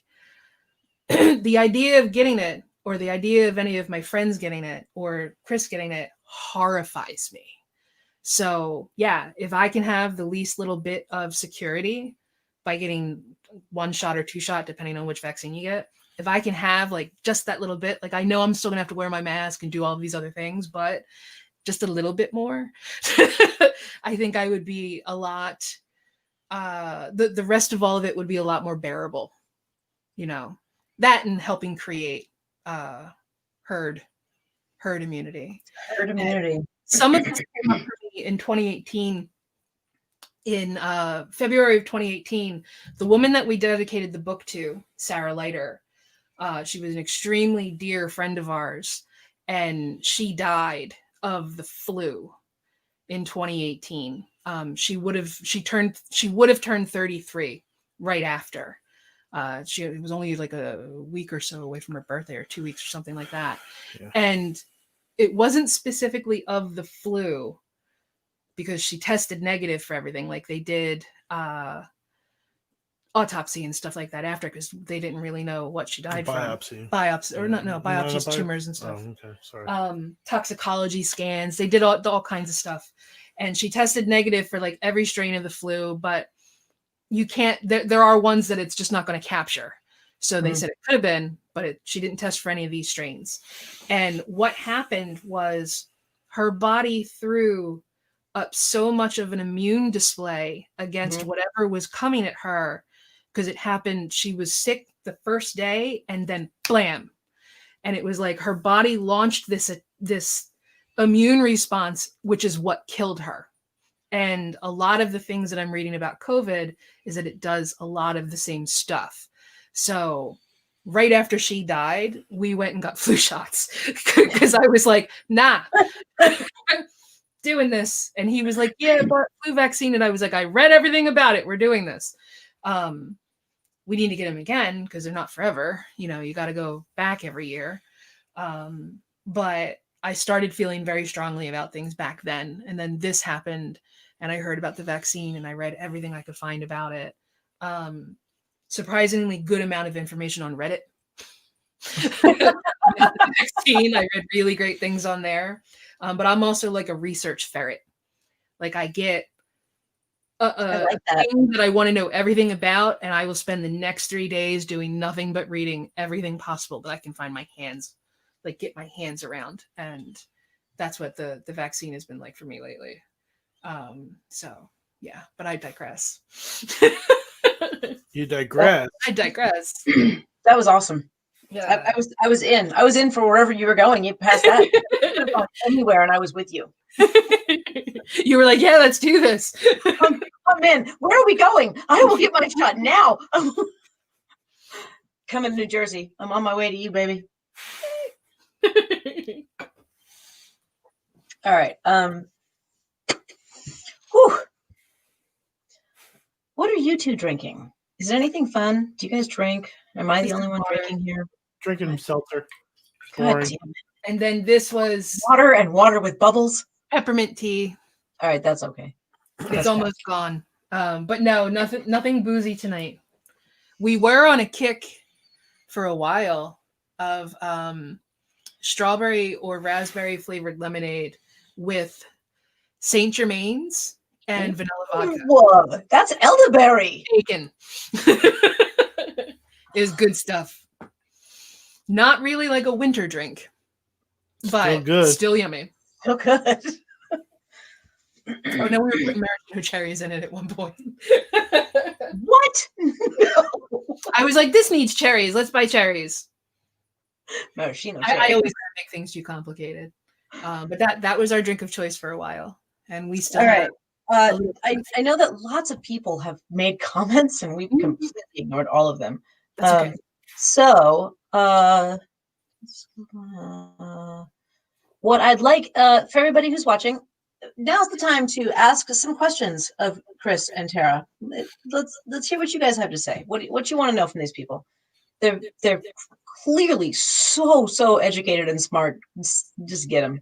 SMRT. Times 2. Are vaccines done in 2 doses? I believe right now they are, yes. Some, it Right? depends on which vaccine, because you have the Pfizer vaccine and the Moderna. And Pfizer, I think, is the 2-dose, and Moderna, or Wow. I heard my friend pronounce it out loud, Moderna. The Moderna is 1, but then there's another one. The Johnson & Johnson just released today, didn't it? Like that they were in the game, Johnson & Johnson? I didn't hear about that one. I gotta look that up. Well, I was doing a lot of research about shit that happened today before the show, so maybe that's That's cool. But yeah, some are 2, some are 1. The 2 are usually, I think, like a month apart. You have to have. Yeah, that's what I've heard. Oh, that's my grow lights going off. That means it's 10 o'clock. Oh. We don't end the show, but it's Okay. thing that happens. All right. Let's elderflower. That's what it is. Saint Yes. Germain elderflower liqueur. Yes. Okay. As a daughter and wife of masonry, how does that affect your craft? What? I'm not a daughter of masonry. Right. Just a wife of one. Wouldn't that? But Wait. Okay. I have a question. Is that like Eastern Star, or is that like Wives of Masonry? I wasn't Eastern Star either. When Chris was heavy into Masons, we weren't married yet. So I couldn't be an Eastern Star, but I also wouldn't be Eastern Star just because they are big into Jesus. Unlike the actual Masons. The Masons are like, you got to have a higher power. It can be anyone you want. And like Chris got initiated on the Book of the Law. And Crowley's Book of the Law, so his lodge has a copy of the Book of the Law. Wait a minute. Your Freemason lodge initiated you on a Book of the Law? Mm-hmm. Sacred All right. text. You gave him, it's a little red one that And you at the gave time, him, right? yeah, it was one of the centennial Yeah. books that came out, the hardbacks. Yeah. So, I mean, technically, I got my first and second Masonic degrees on the Book of the Law, and I forgot to bring it for my third degree, and I said, fuck it, I'll do it on the Bible. Oh, wait, so you chose to do it on the Book of the Law. You could choose the book that you did your thing on? It just had to be a sacred text. Oh, and you chose the book. Okay, I thought this was just some crazy Oh, no, Freemason it just tangent group that I didn't know about. Like, what? No, they had a big Bible, and they had the Book of the Law because I provided it. Yeah, for myself. now they have. Okay, but still, you provided it. It wasn't them. Okay, No, but they have a copy now. Yeah. because of you. Yes. Mm-hmm. Still, that's even more cool. Yeah. Even more cool. Okay. Yeah. Yeah, but like I had been told that Eastern Star was very heavily Christian oriented and Yeah, right. Because they isn't. All right, I've read a lot of weird shit about Eastern Star. yeah. Eastern Stars, they have very Satanists because they were even like set, right? salute Like the Christian flag. Yeah. what? So And it was just they even never they salute the Christian flag as a part of one of their a ceremonies. pledge allegiance to the Pledge- Christian yeah. flag is So. the line. It's in one of their things. I don't even know which one. But Masonry is not religious. That's No. one of the beauties of it. Is that it's a system where people of different religions can have this general concept framed in Masonry. You know, like trowels and bricks and building and architects and stuff like that, and they use those as metaphors that people can all relate to, and it's a way of bringing diversity together. It's neat in that regard. Yeah. But how it informed my craft? It gave me a deeper appreciation for good ritual and for ritual symbolism. And what it also taught me is that like they're really good at that. yeah. But what it also kind of taught me is that it made me kind of consider the idea that, like traditional Wiccans, I know they get picked on a lot, so I don't mean to pick on them, but like the whole idea of you're doing it wrong, like everyone else is doing it wrong. I'm like, no, they're not doing it wrong because they're not your tradition. Okay. But the thing is like you don't even know why you're doing what you're doing. Right. And you're not doing it because it's the right way to do it. You're doing it because that's how the mysteries of your tradition get taught to you. They're threaded into what you do, how you say, what you do, how you act, the things that you hold and why you hold it and what you do with it. Stand here, do this. Stand here, do this. Say this. It's the message. It's the teachings of your tradition being funneled through this ritual. And that's what Masonry taught me. That it teaches you Masonry through the doing of the ritual. It literally teaches you how to build a foundation. It's Masonry. Yeah. Right? Yeah. And, a lot of people don't realize that about these types of traditions. I think that's true. I think there's a lot of people who join those types of traditions looking for the mysteries. Mm-hmm. And what they find is the basic structure building that you're talking about. Yeah. I mean, my initial interest my initial interest in Freemasonry was to try to understand things like the Hermetic Order of the Golden Dawn. Right.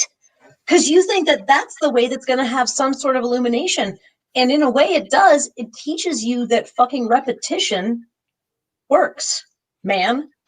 Yeah. And you understand the structure and you understand like why, like the way, like Wiccan covens, it's a temple dynamic. It's a lodge format. That's what it is. You have initiations, you have members, you meet in secret.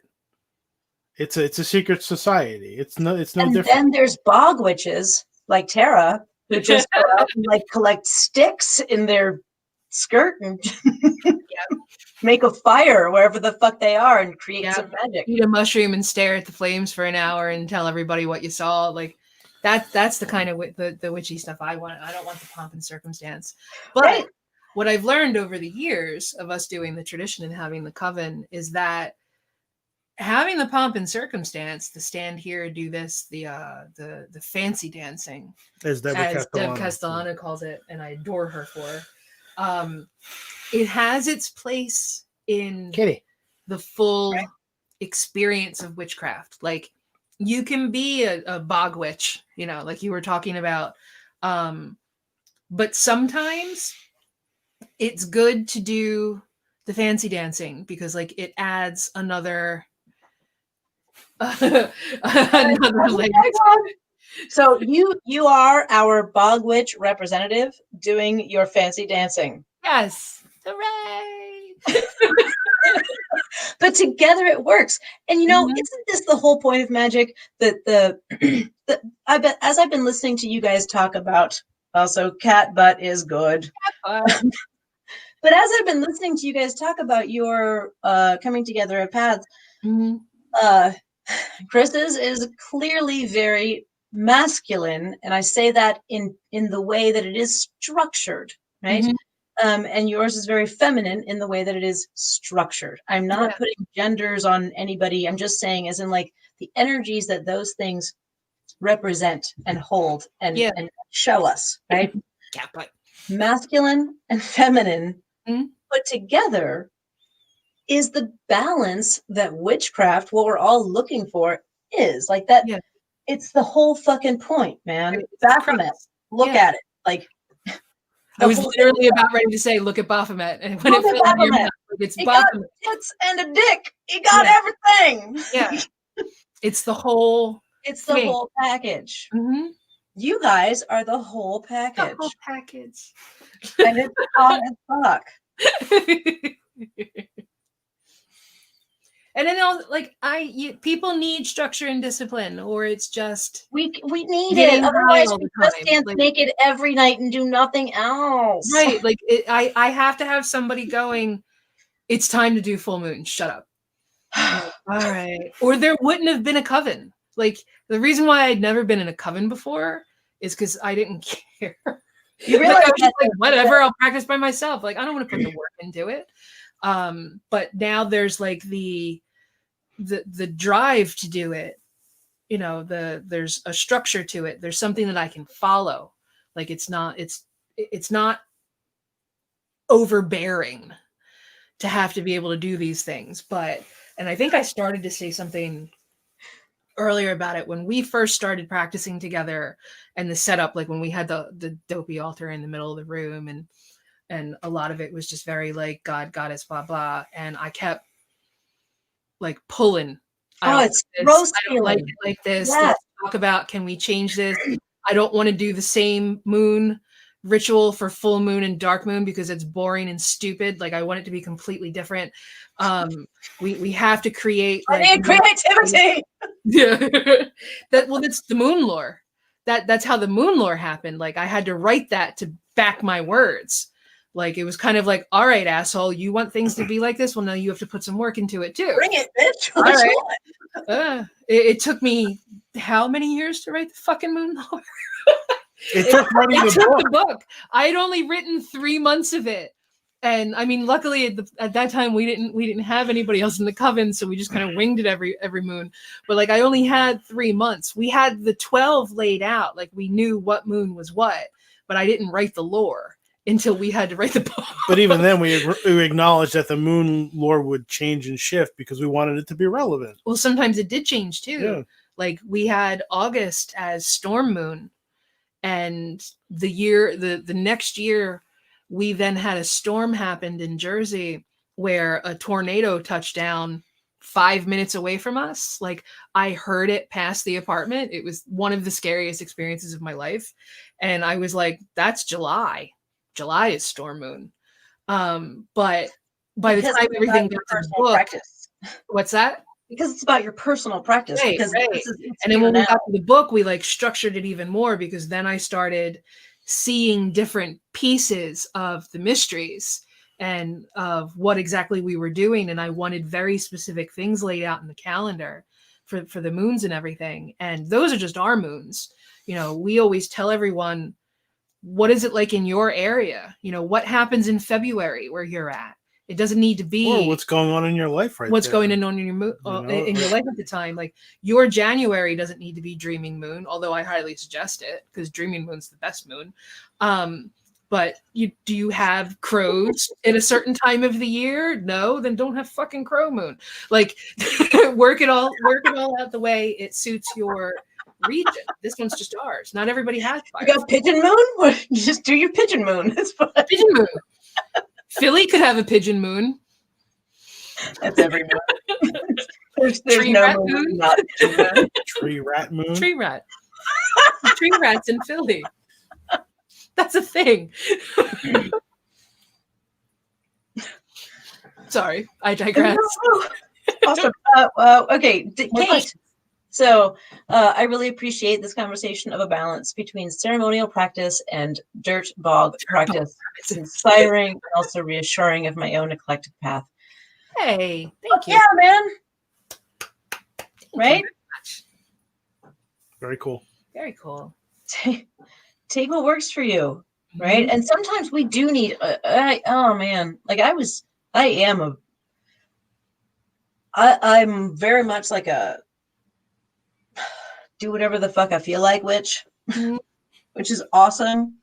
Wicca didn't really sit with me like with you, and it wasn't until I went to Philly and actually met up with Jason Miller and Matt Brownlee, and they taught me the ways of ceremonial magic. They taught me the ways of many things. Yeah, that were deeper than Wicca. That was more exciting to me than just goddess veneration, right? So there was more to it.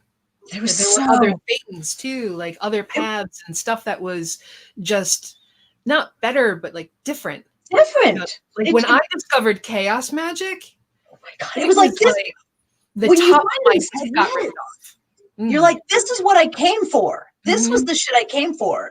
I didn't know it was out here, but this is what I came for. Yeah. It's exciting to me. Yeah. Same. Sorry, I didn't mean to jump on your chaos magic shit, but go ahead. Yes. No, we pimp chaos magic.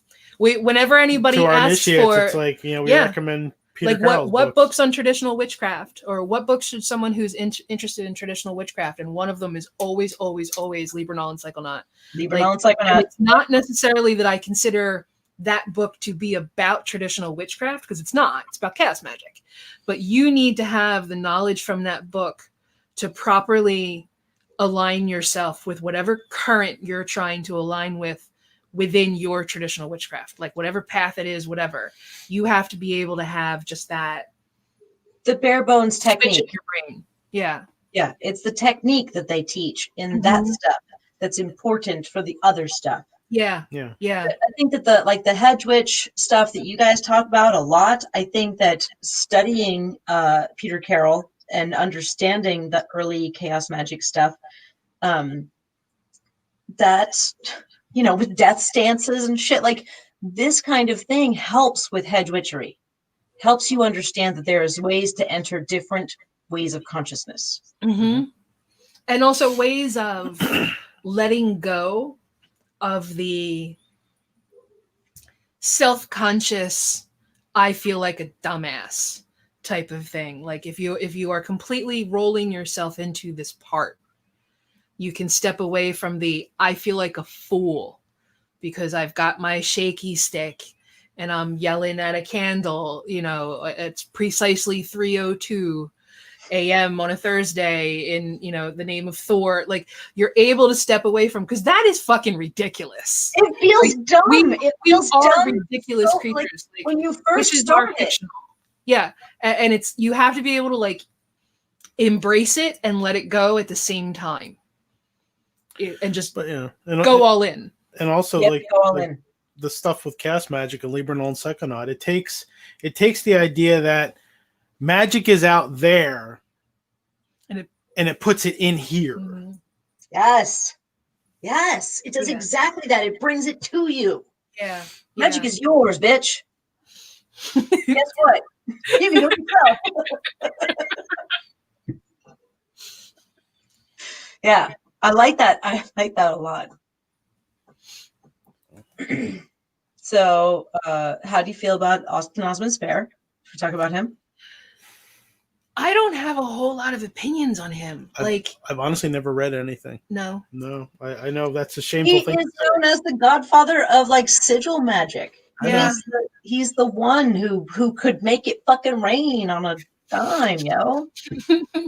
The thing is I have his stuff. I just haven't gotten around to it. We have a lot of books. So. Oh man, right? Like the Alphabet of Pleasures and all that shit. It's just so much to go through. He made his own sigil system. Yeah. And he also didn't publish, really. I mean, very little of his stuff is out there. And even what's out there, we don't have an Israel Regardie to translate this shit for us. Right. We don't know what he was saying. Israel Regardie helped us with Crowley. He was like, this is what he's trying to say. Right. We don't kind of corralled. We're fucked. Yeah. I respect a lot of the what is the word that I want? Not the voice. I respect what his work brought to the modern age. I don't like how a lot of people will just rely upon his word as just it for sigil work. And Laura Tempest Zakroff came up against this a lot when she did sigil witchery. I'm sure she did. It's you're doing it differently than Austin Osman Spare, and therefore it's wrong with girl. Can do whatever I want. Mm-hmm. That's more of the whole magic is over there type thing. But in that case, it's magic is with Austin Osman Spare. Right. He's my Jesus. Right. It's he's got it, but I got it too, and I can do it any way that I want to do. And my sigil creation work takes stuff from him. I love the whole thing with the crossing the letters out, every repeating letter and every repeating vowel, and blah blah blah. That's blah. just helping. That helps uncreative people to create a sigil. Well, it also that's a system. It's viable, it's practical, it's fine. Excuse me, we're all creative people. What's that? I said we're all creative people. We are. We're just helping people who don't realize they're creative. Yeah. I even like the computer programs that do sigils. I've never used one. Oh, what? No, wait, what? You've never seen those? It's a app where I don't even know how it works, but you tell it to do a certain thing and it will create a sigil for you. I think it's based on who's the one with the circle and the letters around it? Solomon. Ow, stop. No, it's a method. It's a method of symbol, creating sigils Well, where from it's Golden done. Dawn, they Is it did Golden that. Dawn? I don't know if they started that, but it's It's based I on that. associate it Though. with Golden Dawn practice. Yeah, it's based on that though, where it creates it based on that concept, where it's like the circle and it's got just the alphabet around it. You Okay. type in the word or what have you, and it does like a geometrical thing, and that's the sigil. But I also think I suspect with that the one that I've watched do that, and the one that I've used, I think that it scrambles the letters too. Does it? Because Okay. if you put the same one in more than once, you get different sigils every time. Yeah. Oh, so it Either it's randomized. just bullshit or not. or it's bullshit. Everything's bullshit. Right? Everything's I mean, bullshit. Well, I mean, meaning it's not based on any actual thing. It's just sigil. Here you go. Minion. Sigil. Rando sigil. Got it. Make me a rando sigil. Bam. Bam. Which is I fun. would like to be able to cook better and be a smarter person and have good parking places. Bam. Make me a sigil. Do. Do, do, do, do. I'm okay with that. That's fine. Yeah. That's fine. Yeah. If that gets somebody where they need to go, have at it. You know what? Sometimes it's just the belief in that sigil that works, right? Mm-hmm. We all know that. I'm okay with that too. I'm okay with that. All right. Did we actually go through questions? Did we actually answer people's questions? 3 questions. I feel like we've just been talking. Baphomet or Abraxas? What's that? Oh, Abraxas. What's Abraxas? Tell me what Abraxas is. Abraxas is the rooster-headed god whose legs are snakes. And you see him, he's usually got a sword and a shield. And he... Okay. Oh, no, I know what you're talking about. Yeah. Baphomet. That answer is Baphomet, but I can't, my brain is drawn a blank on... Oh, this was a which we like better? Yeah, I read it. Well, I used to have a roommate in Philly who was super Unless that was like a Abraxas. fuck kill Mary. I don't know. Fuck kill Mary. Yeah. Oh, oh wait. Oh, people, we're challenging you now. All 23 of you who are watching now, give us a fuck kill Mary, and we will do that shit. Fuck kill Mary challenge. Gauntlet thrown, bitches. Emerald just says rooster. Rooster. He's a sacred peckerhead. Sacred peckerhead. You guys remember Peckers, the place in Seaside that they were just called Peckers? No, I didn't know that. God, I had a sweatshirt from them forever. A hoodie just said Peckers on it. It had a big cock. Chicken. Male chicken. Yeah, in the grand scheme of like obscure gods, I'm a Glycon girl. Glycon is the lion-headed snake sock puppet god that Alan Moore is super into. Where like Alan Moore totally knows that god is made up, and he's just like, I'm gonna worship that one. Okay. I know it's fake. I know it's a sock puppet. That's my god. And like, I love that. That's the most amazing thing in the world. And it's just the goofiest. It's literally a sock puppet. And they elevated it to god status. All right, guys, are you ready? Amy Blackthorne has thrown down the gauntlet. Oh no. Fuck, kill, Mary. Curly is fuck Curly, right there. Fair. Curly's fuck. Because I'm sure he would have been a good time.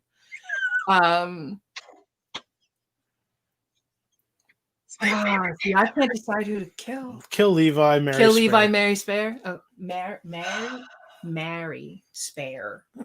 Yeah, there we go. Fuck Crowley. Fuck Crowley. Kill Levi. Mary Spare, kill Levi. Mary Spare. Amy Blackthorne. It has been. This is being recorded. Okay, so everybody has that now. This is posterity forever. Everybody has that forever. We've got Edward Scissorhands, Joel Alstein, and Rasputin. Wilbert. Okay. Fuck Rasputin. Kill Joel Osteen, marry Edward Scissorhands. Sure. That's Okay. the only way that can go. The only way. Chris, do you have an alternate answer? I'll go with that He one. agrees. Yeah. It's really good. The only answer. Of course you would fuck Rasputin. That guy can't die. He's Russia's greatest love machine. Oh, come on, people. I need to see it. Some more. Give me more. No, we have no more, but they'll come. Oh, I hope they come. Oh, I hope they come. Apparently, Rasputin was a good fuck.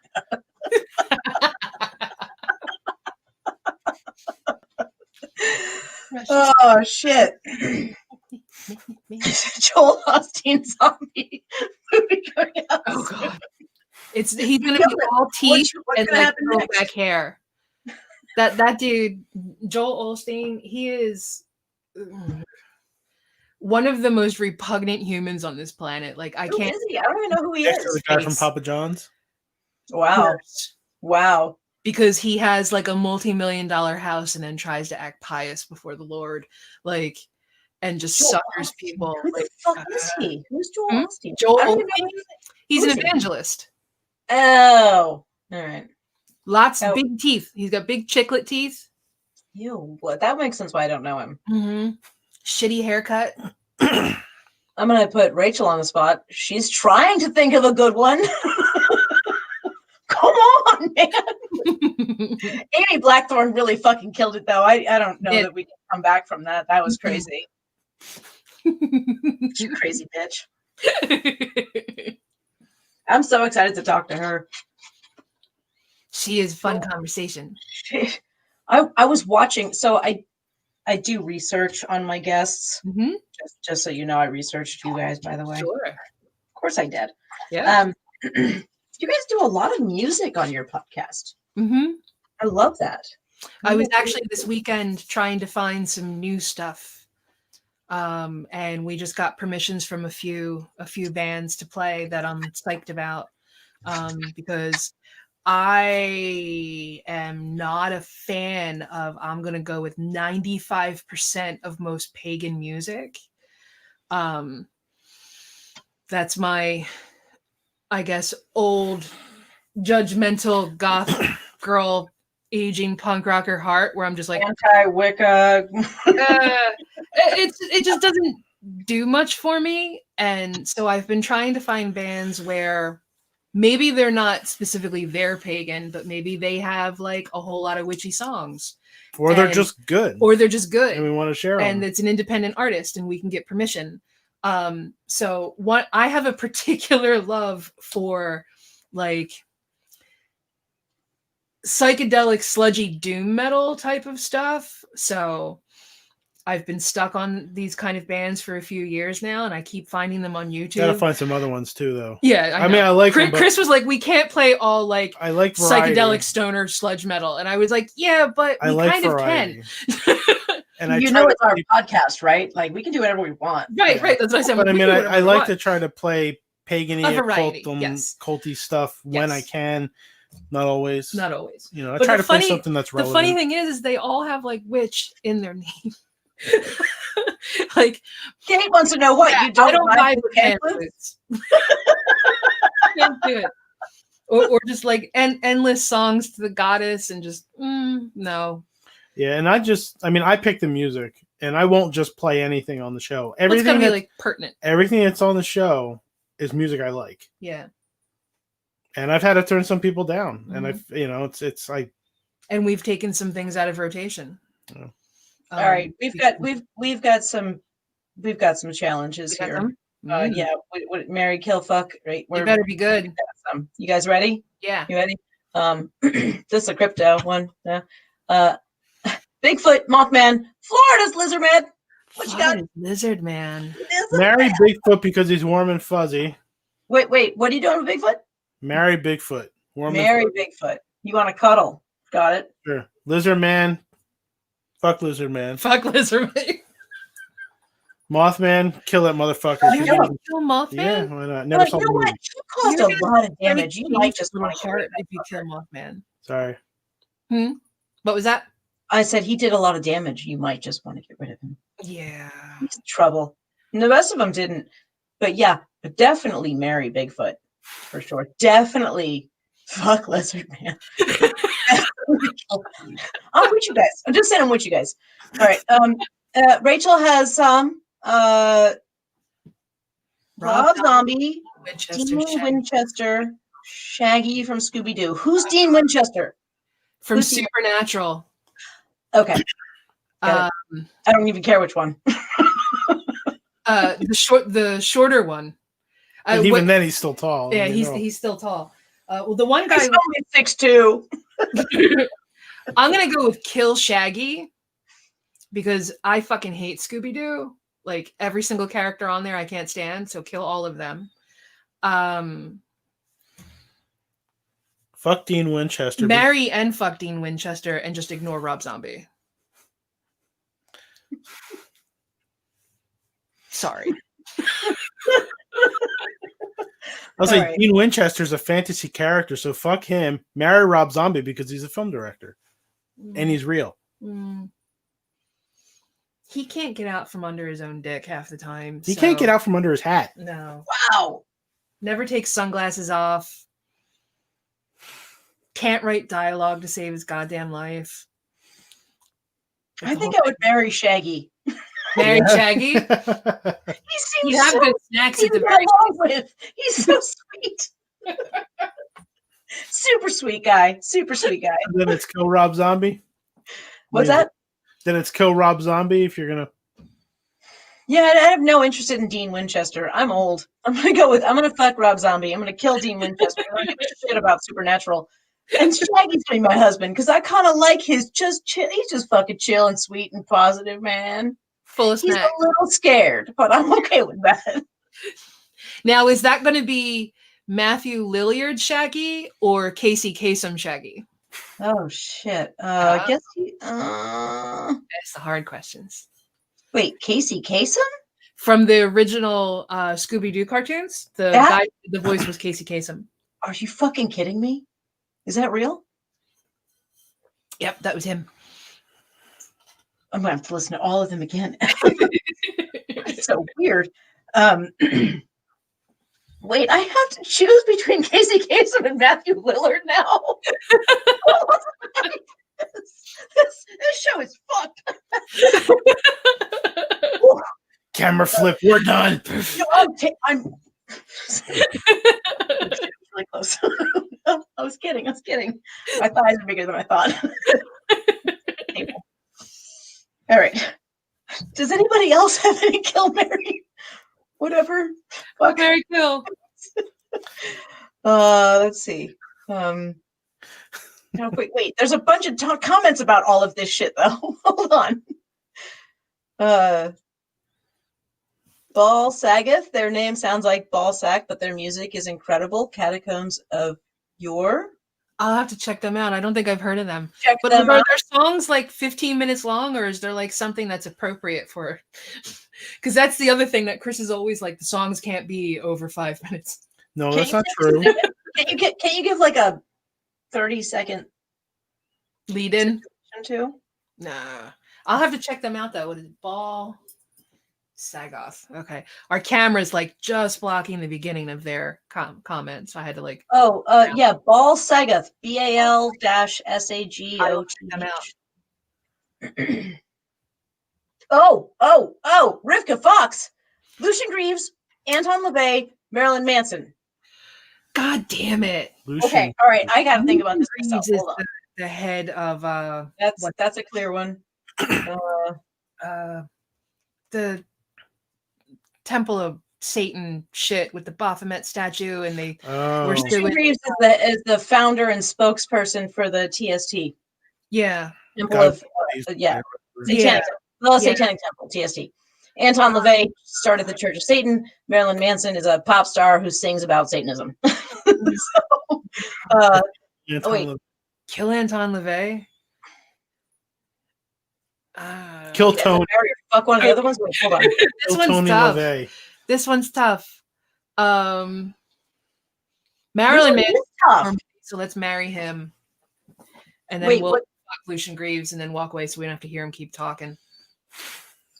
Wow. Oh, I would like to hear your. Can you just say them all in a row right now? Like what we would do for each? Yeah. Okay. Kill Anton LaVey. Marry Marilyn Manson. Fuck Lucian Greaves. This is my favorite show to date. I just want to say that right now. I'm so happy right now.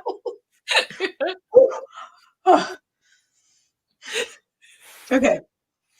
I'm also going to. Chris, what is your answer? Is your answer different or is it? I'd go with that. You go with that? Okay. My logic is sound. Yes. I especially like your reasoning for Lucian Graves, fucking Lucian Graves. So you fuck him and walk away, so you don't have to listen to him keep talking. Yeah. He does like himself a lot. Mm-hmm. That's okay. I tried to get them on the show. What's that? I tried to message and see if I can get in touch with him for the podcast, but they never responded. I've actually interviewed him. Did you? I interviewed him when I had the Satanic Love podcast. Yeah, I cornered him because I had messaged him months earlier because I knew he was going to be at a thing in Columbus, and I happened to be working a table at this thing. It was the Secular Students Alliance. Okay. At OSU here, and he was giving a talk, and so I had messaged him and set an appointment, and then he showed up like a fucking rock star, like sexy ladies around him and shit. And I'm like, oh my god, I have to go talk to him and like confirm this appointment. And I was dying. And so I watched his thing because I was there he was there to present a thing. He was there to do a presentation. Yeah. He was there to be a lecturer, right? And it was great. The lecture he did was awesome. I'm a huge fan of the Satanic Temple anyway. And so afterwards, I had to go up and be like, I'm this person who messaged you like 6 months ago about this thing. And he's like, oh yeah, are you ready? Let's do it now. And so I broke into a room top level of the student union, and I set up a mic and I just talked to him for, I don't know, it was like an hour and a half or something. Oh, that's awesome. Wow. Very cool. It was really fun. It was really fun. I got him to smoke weed with me. Shouldn't be talking about that on this, but whatever, it's fine. Anybody who's this far into it, I don't know, what time is it? It's 10:30. Anybody who's 2 hours into this doesn't give a shit anymore. Right. They're like, yeah, whatever. But no, we had a great time. And then we were bored afterwards. And so I took him to my friend's house who has a fucking original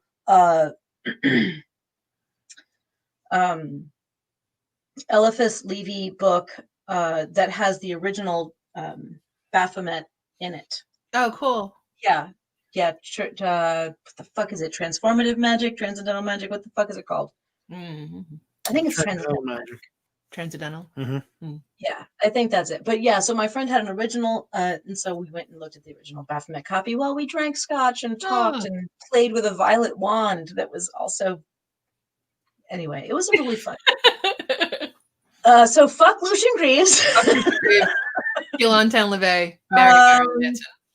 Kill Anton LaVey, yeah, and I would marry Marilyn Manson because he seems like a sweet dude. His name's Brian. He's real cool. I think he's from Ohio. Right. He's a nice guy. Anyway, what's next? New comments. Hail Satan. Yes, always. Fuck Marilyn Manson. Well, that's your vote. That's cool. Get it? That's my husband, by the way.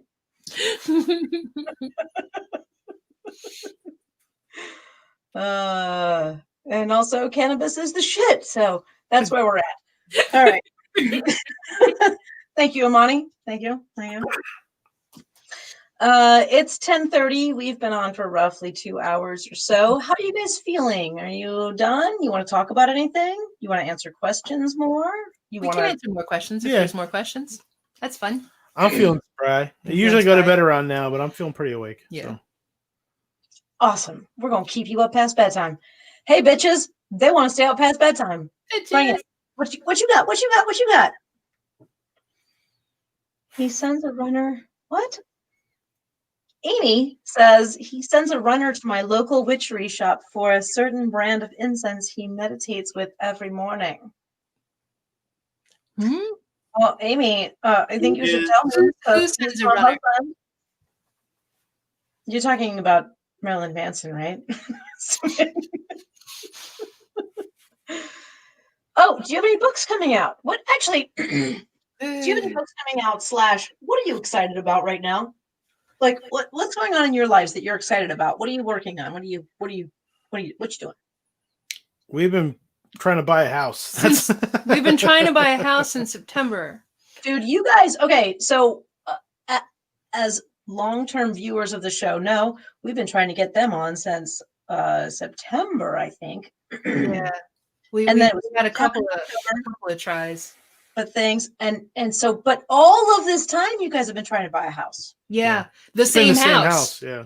Like, it's not like we're trying and we're getting outbid. Like, all right. So we started talking seriously about buying a house like beginning of 2020. Like, okay. And we had a little bit of money saved up and we just kept socking money away, especially with like royalty checks. Thanks, Wiser. And over the summer, pandemic, Chuckles over here goes, isn't it a good time for us to start looking for a house? And I was like, what? No. It's a fucking pandemic, y'all. Well, I heard the rates were low, so Right. So he heard that. Oh, it's a fucking buyer's market, yo. Well, no, it's a seller's market. No, it's a seller's market. It's a seller's market. And so he was like, it won't hurt to just put our feelers out. See what happens, whatever. So we both downloaded Zillow. And then each night turned into going back and forth and looking. And a friend of ours had recently bought a house, but they were up in another county from us. And we said, ask your realtor if they've got someone down near us that they would recommend. They gave us the name of a woman and we called her. She had a hour-long conversation with us about what we were looking for and what we wanted and our prices and who we were and what we did and all of that, like just to get a feel for us. And they said, okay. And we kind of started the whole process. We only saw one other house and we knew that one wasn't going to work, but we just wanted to go. What? This was September? Yeah. Okay. Well, this was now August. Oh, okay. Okay. Hang on. I need to. What you doing? Disciplining a cat for being a thing. I'm your mom. It's cool. Somebody was clawing at something that he shouldn't have been, and I was like, "Oh." So in August, we found this old farmhouse. And I fell in love because it had like fruit trees on the property and there was already like a chicken run and like a garden and all kinds of stuff. And like, we knew it wasn't going to be for us. And I forget why now. It was something with like, there was something wrong with it that we already knew, but we still wanted to go see it, just to go see a house. And saw it and it was absolutely not the house for us. Like it needed way, way too much work to make it even livable, let alone livable to the standards that we needed. And then we kept sending houses that we were finding to the realtor, and she was trying to set up times for us to go see them, but houses aren't lasting very long on the market right now. Yeah.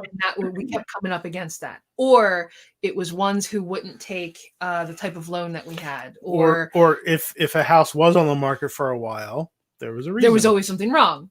And then one Thursday, I sent her a whole bunch that I found, like during the afternoon, and hadn't heard back from her yet. And then later that night, it's like 8:30 at night, Chris and I are sitting on the couch. He's looking at Zillow. And I hear him go, "What the fuck? Look at this." And he shows me this house that is the most perfect little Hansel and Gretel witch's cottage on a lake. And it's so adorable. And it's 10 minutes south of us, so it's not even that far away. What? And it has a spiral staircase in the living room. and a fireplace and like a full finished basement. And it's just like perfect for us. And we text it to her. She freaks out. She reaches out to the realtor and says they want best offer by noon tomorrow. I can get you in to see them at 11. I already had off because I was just taking off that day. Chris had to work. So I went to go see the house without him. Like I met the realtor there. The minute I got out of the car, I was like, oh, holy shit. Oh, Yes, it's so adorable. And so like she toured all through the house. I took a million photos. And then I had this very like intense conversation with him on the phone while standing in the yard, telling him everything that I've just seen, like trying to download all the information from my brain to his brain, because we have to tell them understand what we're going to bid. Yeah. And like whether or not we're going to do it. So he took me on my word and said, okay, put in an offer. We made an offer. And we were one of three offers on the house. All of us had the same kind of loan, FHA loan. Uh-huh. And later that night, realtor calls us and she said, they picked you. You got outbid, but they went with you anyway, because we said we would do a delayed closing because we're in an apartment. Our lease wasn't up. Now this is September. The lease wasn't up until February 23rd. And we were like, this is plenty of time. Let's give them all the time that they need, blah, blah, blah. Now, the owners of the house live on an island somewhere. They don't even live in the house. They had tenants there. They don't even live in the country. They don't live in the country. But they had tenants living there that were like friends of theirs. The house has like about 5 years worth of neglect on it that's going to need to be fixed. And it also needs an entirely new septic system, which the sellers are doing. Like it failed septic inspection and it failed it in a spectacular manner. It needs entirely replaced. It's a 45-year-old septic system and it's been completely overrun by roots and trees and vines and all kinds of crap in the backyard. So for them to be able to sell the house, they have to do this. They just have no choice. So that then begun the process of waiting for the sellers to do their fucking job and get their end of the things moving. Oh my God, that gets done. It is now January 13th. Our bid was accepted on September 4th. So, yeah, and calm down. This is live. It could be live all fucking day. We were talking about Trump dying earlier. Watching. They're not watching. If they're watching, get the fucking engineer to do his job and put the septic system in. Do your motherfucking job. Buy your house. So now closing is set to be February 25th. It's not happening on February 25th. I already know this. Everybody already knows it. But we found out today we're a little bit further along in the process than we thought. You never know. The plans have been drawn up by the engineer. They're sending them to the county. Witchcraft. Yeah, right. Hey, you're not the only witch in the room. You do it. The engineer is sending the plans to the county tomorrow. And then from there, we have to wait for the county to approve the plans, which can take non-pandemic 2-3 weeks. So with the pandemic, probably add another 2 weeks. Once that happens, construction is actually very quick. As I learned today, I was laboring under a little bit of a miscommunication before when I thought construction of it was going to take like 4 to 6 weeks. When they told us 4 to 6 weeks before, it was the entire process, which was also a lie. But construction should only be like a few days unless there's a problem, and then probably like a couple of weeks. After that, they have to close the permits, and we could probably go to closing within a week or two. So right now we're looking at mid-March, end of March. But the rates went down. Home, right? Huh? This is your dream home, right? It is. And like every day I'm like, I will get through this. How much do I want to suffer for my fucking dream home?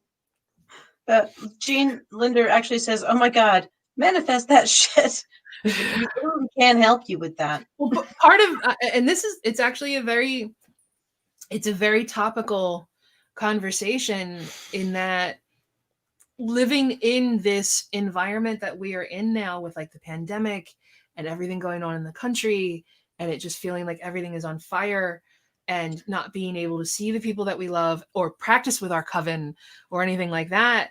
Depression is bad. Like, I don't have the fucking energy to do any kind of witchcraft to make this happen. My brain is too fucked from everything else that I'm doing to try and stay alive. And like it occurs to me all the time where I'm like, witch, why aren't you doing a thing other than like crying on the hour? Like, you can do other things, but it's no, right now I can't. Right now I'm in survival mode. I can see the light now, you know, vaccines and Biden and bad people going to jail. And that's kind of like lifting the clouds a little bit. Dude, that is the fucking light. Biden and asshole people going to jail. Yeah. All right. Do you read tarot? Yes. Do you read What's tarot that? cards? Yeah. The day of the election, I pulled a card that morning, and it was the inverted sun. Yeah. So positive resolution, but it's going to take a long time to get to it. And I've had the card. I won't put it back in the deck. I've had it on our ancestor altar, and I will have it there until the inauguration. Because that's what I'm clinging to. Positive resolution, but it's going to take a long time to get to it. Yeah. So here comes the sun. Mhm. So I mean, as far as future books go, nothing. Well, we have lots of ideas. Yeah. A lot of stuff's in the works, but no contracts have been signed. No. We haven't submitted any book proposals or anything like that. No. You know, thankfully we have day jobs, so we don't have. So the witchcraft is a side thing, and what's nice about that is we don't have to live off of it. We don't have to live off of it, and we can write the stuff that we want to write as we want to write it, as we think it needs to be written. Mm-hmm. You know, so we're not going to be like a book factory of one after another, after another, after another. Yeah. That's hard. So, that's hard fucking work to do. Like one I book can't alone do that. I can't do was you literally have to devote full-time attention to that. Yeah. You have to do that. Like that's extremely taxing. Yeah. Extremely taxing. That's why writers are fucking crazy. I mean, come on. Think about it. Like the writers who pump out stuff like to just sit in a room by themselves smoking and drinking until they die, and they just churn out stuff. It's hard work. Yeah. Yeah. And like you're taking your most personal, innermost, intimate thoughts on a subject, like your practice of witchcraft, and you're putting it out into the world to undergo such scrutiny and praise. But not even scrutiny, but just like so much under the microscope. And it's hard from every side. Like it's difficult to write it because you have to like actually verbalize and centralize all of your practice and have it in a coherent form that's also beautiful. And be under a fucking microscope at the same time. And then someone complained because you didn't say one particular sentence that they thought you should have said, when we thought that you would have been intelligent enough to bypass that issue together. Oh shit! Whoa, that's but like everybody's always gonna have a problem. Like the herbalism chapter is the one that I always give the example of. We're not going to write a book about herbalism. It's impossible. They've already been written, and it's not a book about herbalism. So we're not going to discuss every single herb that a witch could potentially use. This isn't where you come to learn about in a chapter. In one chapter. Right. So like, and even in the beginning of the chapter, it says, this is what this chapter is for. And then people were literally like, well, I'm just surprised there wasn't more about like non-nightshade herbs or more chamomile. And I'm like, the fuck? Can we talk about a bigger thing right now? And that is that witchcraft is bigger than something you can put in a book. Right. Like you put every single word. We already went over our word count but also, by 11,000 words. But also you have to write a book knowing that there's other books out there. Yes. Because you don't want to just repeat other information. You don't want to repeat information, but you're relying on your reader to have some kind of a knowledge base. Mm-hmm. And we threw the recommended reading in there just in case they didn't. And also to show this is good for progressing in that direction. here are some things that we think you would enjoy reading if you like this thing too. It's always good to shine a light down the path Yeah. of other things that you're doing. Yeah. But goddamn, like I can't imagine writing a book and having to like completely exaggeratedly like explain every aspect of how I feel. That sounds so intrusive. Yeah. And then to have your editor go, and then to have you guys but also to do that within a word count. Yeah. Like you just don't have unlimited pages to work with and unlimited words. Yeah. You need to delegate what you're going to talk about, where, how much of it in each place. And we knew that the book was going to be so many chapters. So we only had a little bit of space to deal with each issue. Yeah. So we tried to condense it as much as we could to the best of our ability. Follow your whole thing. And that's what we were talking about, like just boiling it down. You have to boil it down, boil it down, boil it down. Alchemy is always going to have a problem, no matter what. Yeah. One of the things that whenever I get like about like a goofy review, I like to take a tour through Jason Miller's Amazon reviews. Oh my God. Judica's Amazon reviews and read the 1 stars. Yeah, read the authors that we respect. Yeah. And the people that we respect and see the asinine shit that people will say about their quality stuff. Yeah, and I'm like, all right. I can take it. Whatever. He's gotten 1-star reviews because of the delivery. As in, like, the delivery got fucked up. Yeah. The box. I bought this book and the cover was torn. 1 star. And like, what? Yeah. Or people being like, this is the devil, 1 star. And I'm just like, or even just the ones who like attack his work, like the actual work itself. And I see just the different reviews for all of that. And it's just anybody with a keyboard and an internet connection and the will for the masses to hear their words will go, is that a comment box? Thank you. And have just the most ridiculous thing in the world. And I don't expect constant praise, although I bask in it. Please praise me for how beautiful I am. You're so pretty and your hair's so soft. The fact that it's like this beautiful silver and red. I love it so much. The silver is my natural hair. The red is henna. That was my pandemic project, was to grow my bangs out completely gray. Well, it is fucking gorgeous, my friend. Thank you. I cut my bangs today for you too. And I drew eyebrows on. I haven't had eyebrows I cut for my months. bangs too. Yeah, you're hilarious. A joke never gets old. You guys cut your bangs and did your eyebrows for me? Mm-hmm. Mm-hmm. Well, I did my eyebrows for you, but I didn't cut my bangs. They're all long and shit. Okay, let's look at things. Somebody said Billy Joel, so I'm going to look there because Billy Joel's my favorite thing ever. What? Chris, let's just go there. Chris said Billy Joel used to read bad reviews of his albums on stage and tear them up as part of his act. That's funny. That's why I love him so much. Yeah. I took there's one review that someone did of ours on Tumblr. So right there. What? Really? Yeah. And there was this line in it that made me laugh so hard. And it was that I spent we spent an offensive amount of time on nightshades. So I took that line and I made it my Facebook bio. So it says, like, under my name, spends an offensive amount of time on nightshades. Because I was like, that's hilarious. Yeah, offensive amount. The review got taken down. Like, I think the whole Tumblr account is gone. I can't find it anymore when I've tried to look for it. But when I first read that review, I got mad because they were just being mean to be mean. Like, they even said it in there, like hashtag mean reviews are my jam or something like that. And it's just like, there's no reason for that. Like, if you have not even legitimate criticism, what's that? I said, your life's not good if all you do is down people. Right. Like, you can have criticism and you can have negative criticism, but don't be a dick. Right. You can have criticism as in, like, I don't disagree with, but Right. being an asshole is different. Yeah. Right.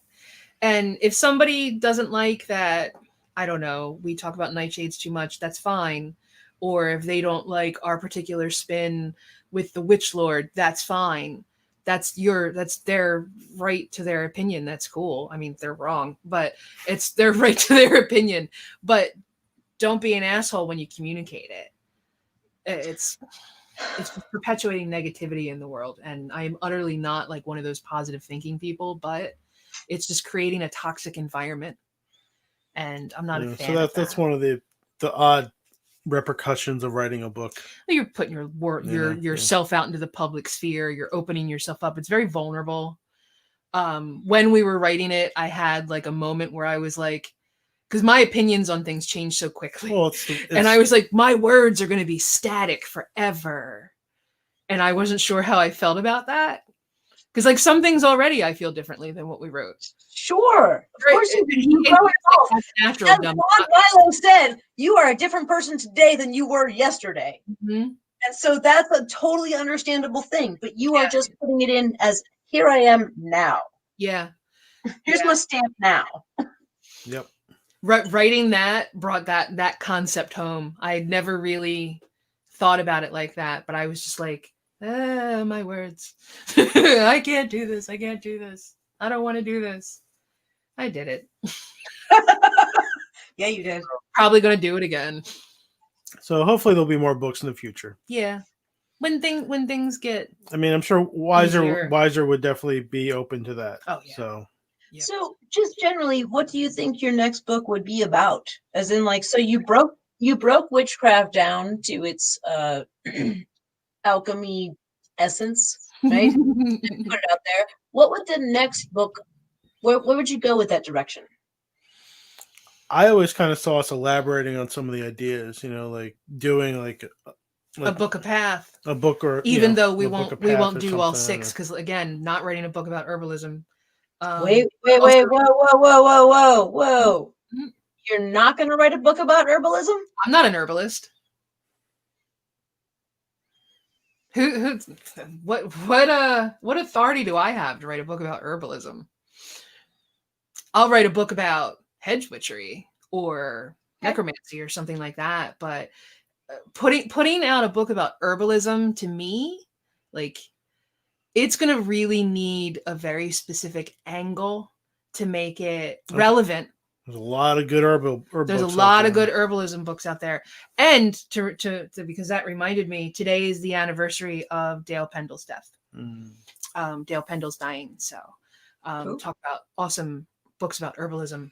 The pharmaco books are amazing. Wait, what? Dale Pendle, he was would he be considered an ethnobotanist? Ethnobotanist and an artist.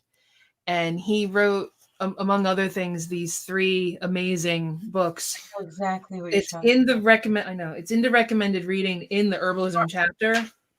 And it's Pharmacopoeia, Pharmacodynamics, and Pharmacognosis. And they are him taking entheogenic plants and then writing about them, the folklore of the plant, what the plant does, etc., while on it. And they're beautiful because he very much had a way with words, and a lot of it is very poetic and also very entertaining because he was funny. And it's kind of like a cross between Poison Path type of knowledge, art and poetry, and a travel journal.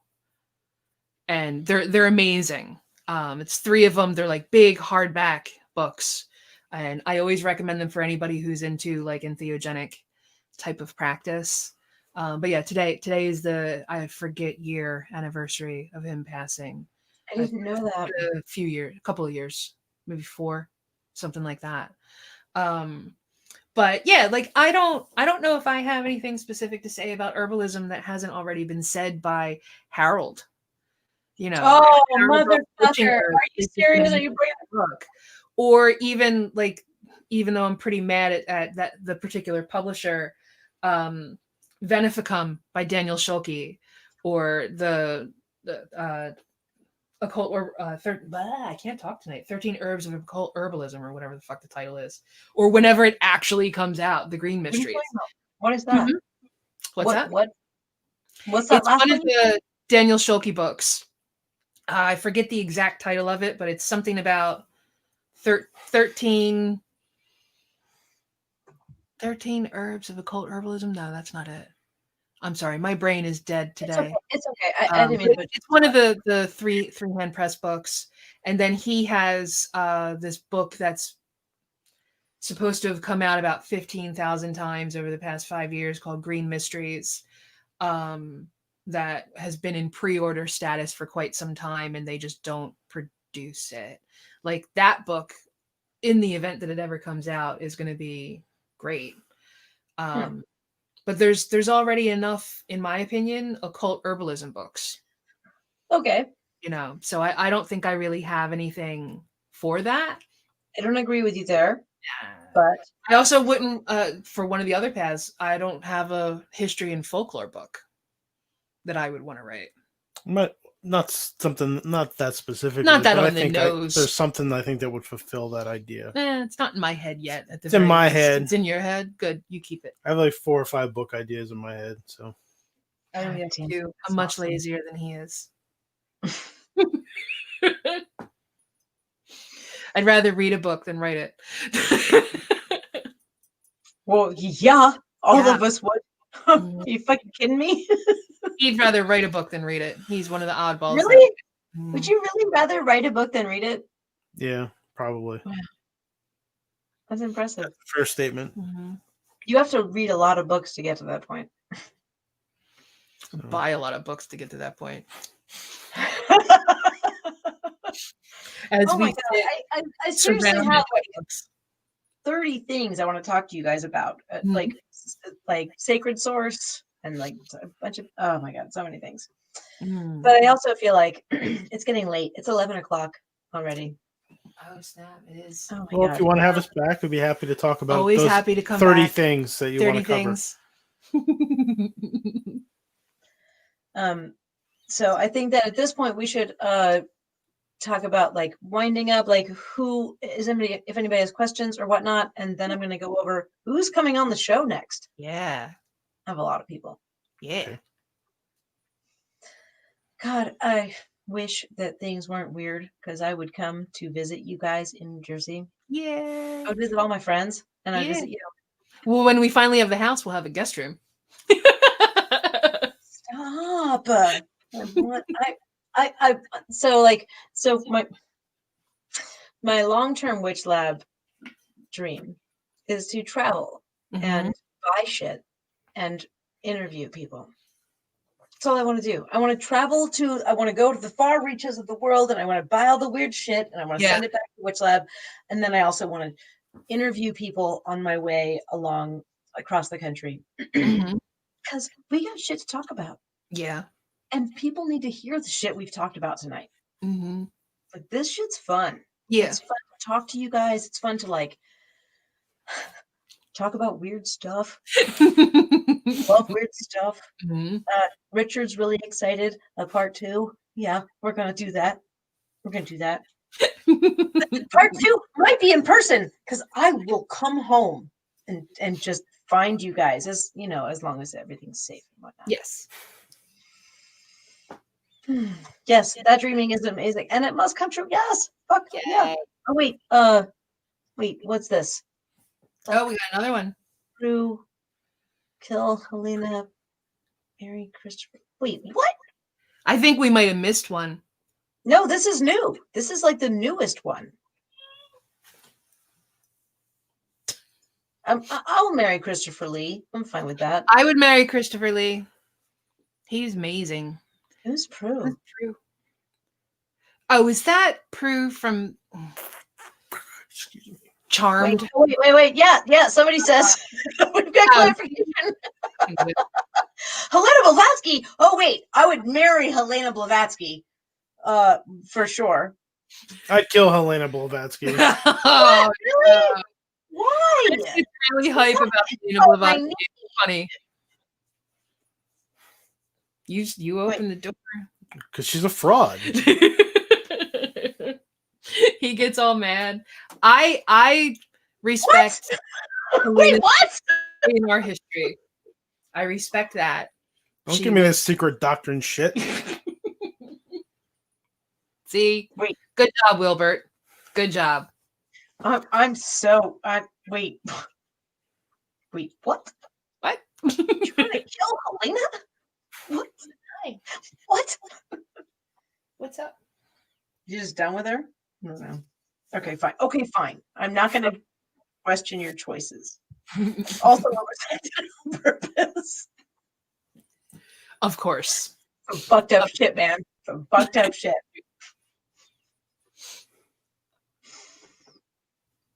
Someone posted. Fuck Prue Hollywell. Yeah, fuck Prue Hollywell. I hate that fucking show so much. All right. What I was trying to say a while ago is that you guys should come back Absolutely. and do another show. Again, I'm gonna try to travel as soon as we can. Yeah. I will be in New Orleans at Hex Fest if it's possible. I've already bought a ticket. No. Tony Rotunda has already gotten us a weird B&B thing that's got an in-ground pool. Mm. If we're all good by then maybe. Have you ever been in New Orleans before? When I was 12. When you were 12? You know what torture that is? I was old enough to know what was going on, but so not old enough to partake in anything. Oh, that sucks. My parents we went there as part of our family vacation that year, and my parents ended up being the guests of the mayor at his table during New Year's. Wow. And I sat in a goddamn hotel room. I want to go back to New Orleans so bad you have no idea. I got big I dreams. only went there baby. in 95 or 96. I forget. Somewhere around there. All I remember is the day that we came back to Philly was the day that Princess Diana died. Because it was on the news. So it was whatever year that was. 94, 95, I forget. Jesus fuck. It was great. New Orleans is awesome. You will absolutely love it as an adult. I can't wait. I hope you guys are there. We'll see. But that's one of the things I want to do is I want to travel and do stuff and get out and see the people that I really only get to see. Like I feel like we would be friends, but I really only know you in this little tiny box. Tiny boxes. Yes. It's not fair. All right. I'm gonna let you guys go. I should probably talk about guests coming up. Mm-hmm. I'm gonna end my show professionally. Thank you. You're a goddamn professional. I'm a goddamn professional, which means that my guest for next Wednesday has been pushed to the following week. Because next Wednesday, I don't want to compete with fucking Tom Hanks. I love him. He's doing the inaugural ball thing. Oh, okay. Right? With a slew of celebrities. And it starts at 8:30 p.m. next Wednesday. So guess what? No show for me. But the Wednesday after that, I'll be back on with Lauren Davis, who is the founder of Coven of Ashes. She's amazing. She does dark ambient sound baths. She just started a company called Sui Generis, which means there is literally nothing like you. She does blood magic, and she's going to do a 2-part blood magic class for us. Oh, nice. Why is that name familiar? Does she have a book? No, not yet. I know that name from somewhere. Is it Loren? No. Okay. No, Lauren Davis. She started. She did Coven of Ashes, which was a performance group that came and performed at WitchLab, and it was amazing. It was actually a not suspension but bloodletting performance that entailed shadow work and shadow magic. Nice. Made many of us cry. Yeah. 2 people pass out. It was fucking awesome. That sounds great. It was amazing. You would have been so fucking impressed. But yeah, so that's my guest when we come back, which won't be next Wednesday because it's the Tom inauguration. Hanks. Literally, it's Tom Hanks. I'm like, I'm not going to compete with fucking Tom Hanks. And also, I want to see that. And it literally starts at 8:30 next Wednesday. I'm not. Anyway, so I messaged Lauren before the show started, and she said that the 27th is fine. So Nice. I'll be back on the 27th with sui generis magica ritual workshops, custom spell work, handmade provisions for the left-handed path occultist. February 3rd, Amy Blackthorn, that shit starter from tonight. That's the bitch who's coming on February 3rd. Yeah. What did she do? Hers was Levi Crowley and Spare. Yeah, that bitch. That's the one. She was in trouble. Is She's she going still on in? February Can you 3rd. tell if she's still there? Is she still watching? Can you tell? Oh yeah, no. She said sounds amazing. Nice. Yeah, she's still here. She's also the host of the Blackthorn Grove podcast. February 10th. I just got confirmation on this today. Gwian Raven and Phoenix LaFay will be on to discuss their book, which will be released that week, Life Ritualized, A Witch's Guide to Honoring Life's Important Moments. And that is who I've got so far. So That's fun. it's going to be really Start fun. to 2021. I'm actually really going to go hardcore after Jason Miller. I'm going to make him be on my show at some point. He's a fun interview. Just putting this out. Jason's fun to talk to. He's We had a good time with him. He's one of my best friends. I've literally sat in his apartment a million times. Just That's so funny. magic. When I was piercing you, I was learning magic from him. Yeah. I think I was a year or two away from working with his wife at Tower Books. She left as I was coming on board. Like we missed each other completely. Like when I lived in Philly, I was not friends with Jason. I had no idea who he was until much later. And like our circles were peripheral. It was very odd. It's weird. I lucked out. My first husband, his roommate from college, was living with Jason. So like we literally hung out in Jason's apartment every day and smoked weed and watched The Simpsons. And then did magic sometimes. Sounds like a good time. It really was. All right. I'm going to let everybody go because it's now 11:17. I hope you all have a wonderful night. Chris, Tara, you guys, thank you for joining me. Thank you for having us. Thank you for having us. Tell people how they can find you. I'm just Tara Love Maguire on Facebook. And I think my only other social media is Instagram. My username on there is I shall go into a hair. I haven't updated in a while because I don't go outside. So there's nothing to take photos of. But we have our website, infinite-beyond.com. Yes.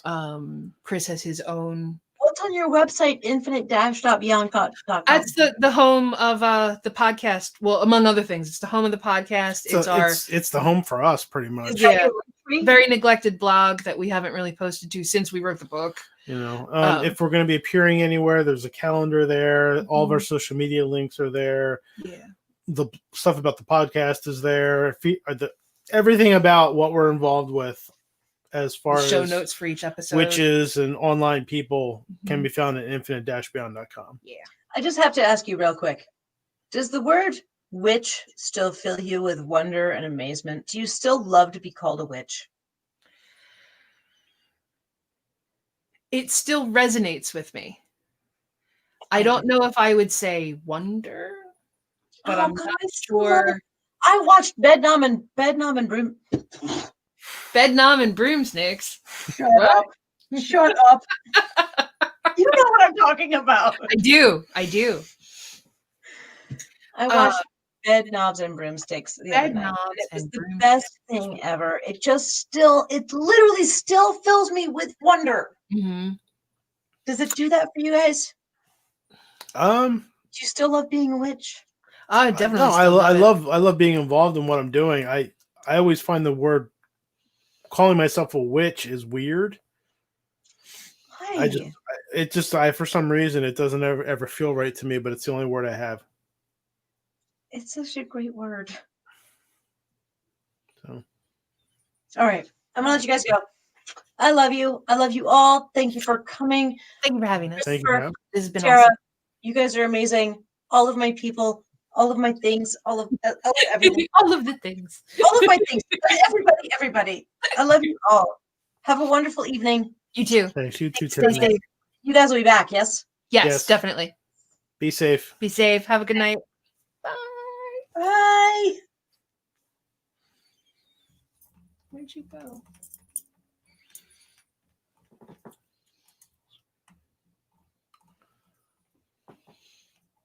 Is it all done?